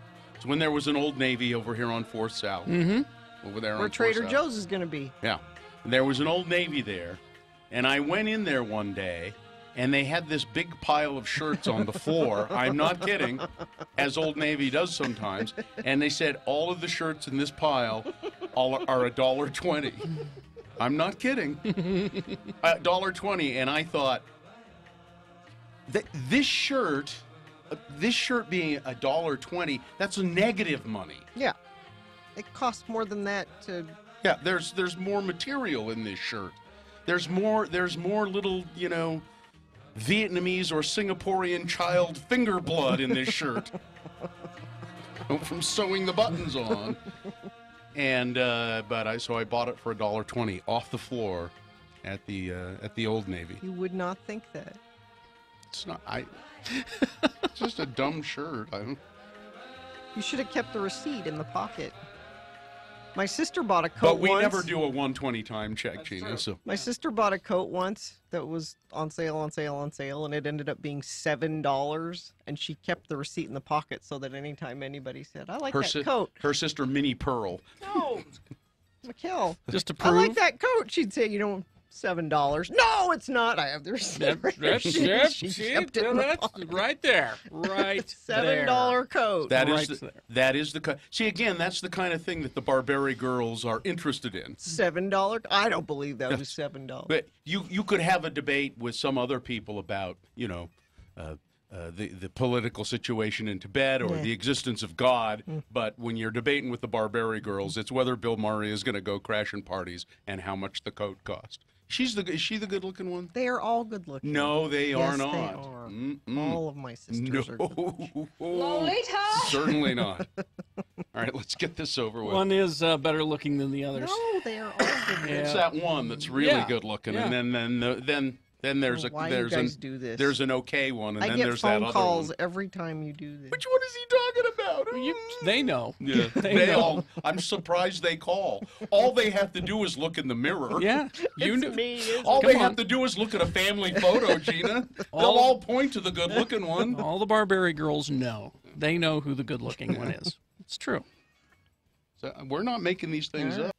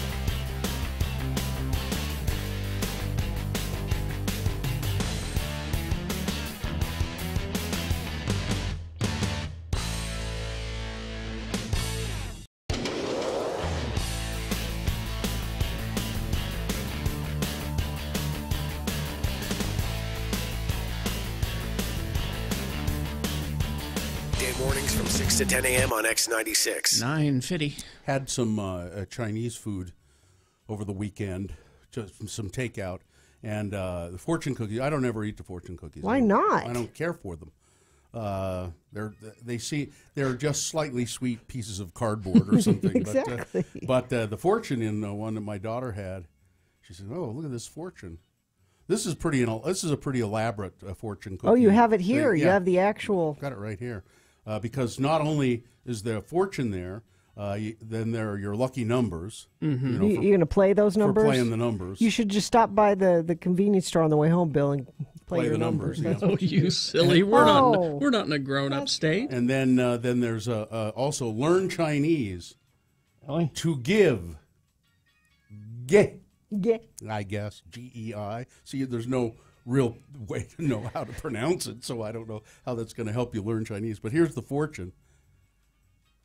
Everything will come your way. That's not a good fortune. I don't know. No, that's a curse. She looked at it. That's she a went, curse. I don't think this is good. No. You don't want everything. Everything. In fact, you want mostly nothing coming your way. I suspect what they meant was everything will be going your way. But this, though, it's everything will come your way. I hope not all at once. No, last thing you want. That ham fried rice was good too. I haven't had any good Chinese since Little World closed. Did they close? Did they close? Oh, I know they keep getting closed. Well, I don't know if they're open or not. I didn't. That's where I always went. I didn't like Little World when I went there because I always had the feeling that and I'm pretty sure they gave me a different menu. They did. Than they gave the Asian people who went there. They did. Yeah. Yeah. I think it's still there. I would get a very elaborate menu if I went in with Sue. Yeah. If I went in by myself, very simple menu. Now, and so the Chinese place that I've been going to, and I don't know, I've just been getting takeout. They used to have a menu that had stuff on it that I didn't understand what it was. I mean, like, it was because it had it written in Chinese, or partially written in Chinese, and then the description was not. Didn't say anything to me, and so Mhm. I asked one time. I said, "So what are these things on the menu?" And she said, "You would not like those." and then are you insulted? Well, and I said, "Well, you don't know." I said, "Well, I don't know. I might. What is?" And then she said, "Well, this one is chicken's feet with." And I went, "Yeah, never mind. I don't want chicken's feet. I don't really want them." Again, that seems like a food that you order when all the other foods have been exhausted. Well, there's nothing left. I guess we'll have to eat the feet. Well, that is the case in a way. That's why it's done. You find a way to consume everything, and you think, well, this is not good, but you develop a taste for it. There are people that you're not getting full on chicken feet, are brains and eggs. From at Bill and Nada's, people loved that kind of stuff. I would not eat it, but it all has to do with it's the poor people of a country. Just that's what they have, and so that's what you eat, and so you find a way to make it good. You eat everything, but pickled pig's feet, and that's where these delicacies come from. Pickled pig's feet is it's like. There's meat on the chicken feet, but not I've had a lot. No, and they it's just this gelatinous kind of. It's eaten. Gelatinous I've had stuff. some, and yeah, it's, and I have too. And they cook it a lot and season it a lot, and then you just kind of and then you eat that gelatinous goo. Then you get the little bones, the little chicken bones from the feet. I did not experience this directly, but a friend of mine who used to live on a Native American reservation because his wife taught there in New Mexico, and he said they invited us to a dinner at one of the houses, and there was a deer head in the middle of the table, and it still had like the fur and everything on it, but it had been boiled to within an inch of its life, and then you just go and you'd pull part of the. And then you just eat the stuff off the back of the hide, the fur on the. Well, you do, or they're insulted. So. I guess you're going to be insulted. Then. Never going to invite Gina to dinner. I love me some smoked venison. A lot of people overlook, but there's a lot of good meat on the face. That's what I always think about when you play that drop, is him telling me that story. And I said, what? He said, yeah, and there's just kind of this gelatinous stuff on the back of it. You get hair in your sometimes. Well, I can't remember the kind of fish, but the fish cheek. Yeah. Is delicious. Cod cheeks and cod tongues. Codfish tongues, they're very popular in Canada. You said fish cheek, and Richie ran in. Halibut. Halibut cheeks, that's right. Yeah. All right, very good. Yeah. Halibut cheeks. Well, yeah. That was my online. Hey, halibut cheeks. All right. How's it going, halibut cheeks? Should we do the promo? Let's do the promo. On Tuesday's Radio from Hell show. At 6:45, we begin the X poll. Your kids, pets, and photos are safe. So, in the event of an emergency, what would you grab from your house when evacuated? At 8 a.m., Sister Dottie will be here to ask forgiveness for the things she said on our Not Safe for Work podcast recording. And at 9 a.m., it's Tuesday Tunes with Todd. That's all on Tuesday's Radio from Hell show on X96. You probably can't tell I'm sick, can you? No. I feel terrible. Well, go home. I got stuff to do, man. Go to bed. I got stuff to do. Would you go home and go to bed? You bet. Of course you would. No, you wouldn't. I have to take the kids to this, and I have to take the kids to that. Well, that's true. Yeah, we got soccer and dance today. So. See? I tell weird stories that are long, and I gossip about stuff I don't know nothing about. I'm good at stuff. I got a puppy. I got the tyranny of the puppy. Jeez. Puppy tyranny? Well, it's just that Well, I know. I'm still under puppy tyranny. Listen, my ex-wife and my old kids have an incontinent pug, which is apparent. And she just had carpet put in that house recently, and apparently that pug is just as peeing everywhere. Pees everywhere.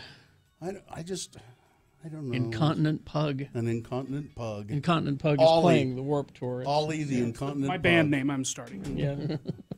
And thank you, Zero Res. Coming to the house. All the time. Every Monday? You have them come once a week? Yep. You get a punch card? Yeah. I don't know. Frequent pet stain. Dylan's Digital Den. Not Safe for Work podcast is available on iTunes. Also, the Let's Go Eat show has a new episode. Also, Geek Show has a new episode. Yes. And also, if you go to x96.com, you can watch the Radio from Hell show. Not only 6 to 10, but the rest of the day. Not all of it, though, right? The whole show, you can go watch it. What? It's all there. Oh, I didn't know all that. 4 hours. Will you still do the little clips, too, of your favorite little thingies? You bet. Sue reminds me, did you ever use those doggy diapers I gave you? Yes, and we're good. Oh, I was going to say, give them to Oh, Dylan. yeah. Well, part of the there's it's a whole thing. It's a whole. It's a pug. You can't It's put a whole diaper thing. on a pug. You can't put a diaper on this pug. You can't diaper a pug. She drags it off. It's a whole. Don't worry. Okay, all right. Live long and prosper, bitches. Don't you know who I am? Thumbing and bumming. All right. John Smith is next. Please keep listening. A 1-hour nonstop music wingding starts now. Utah's original alternative, X96.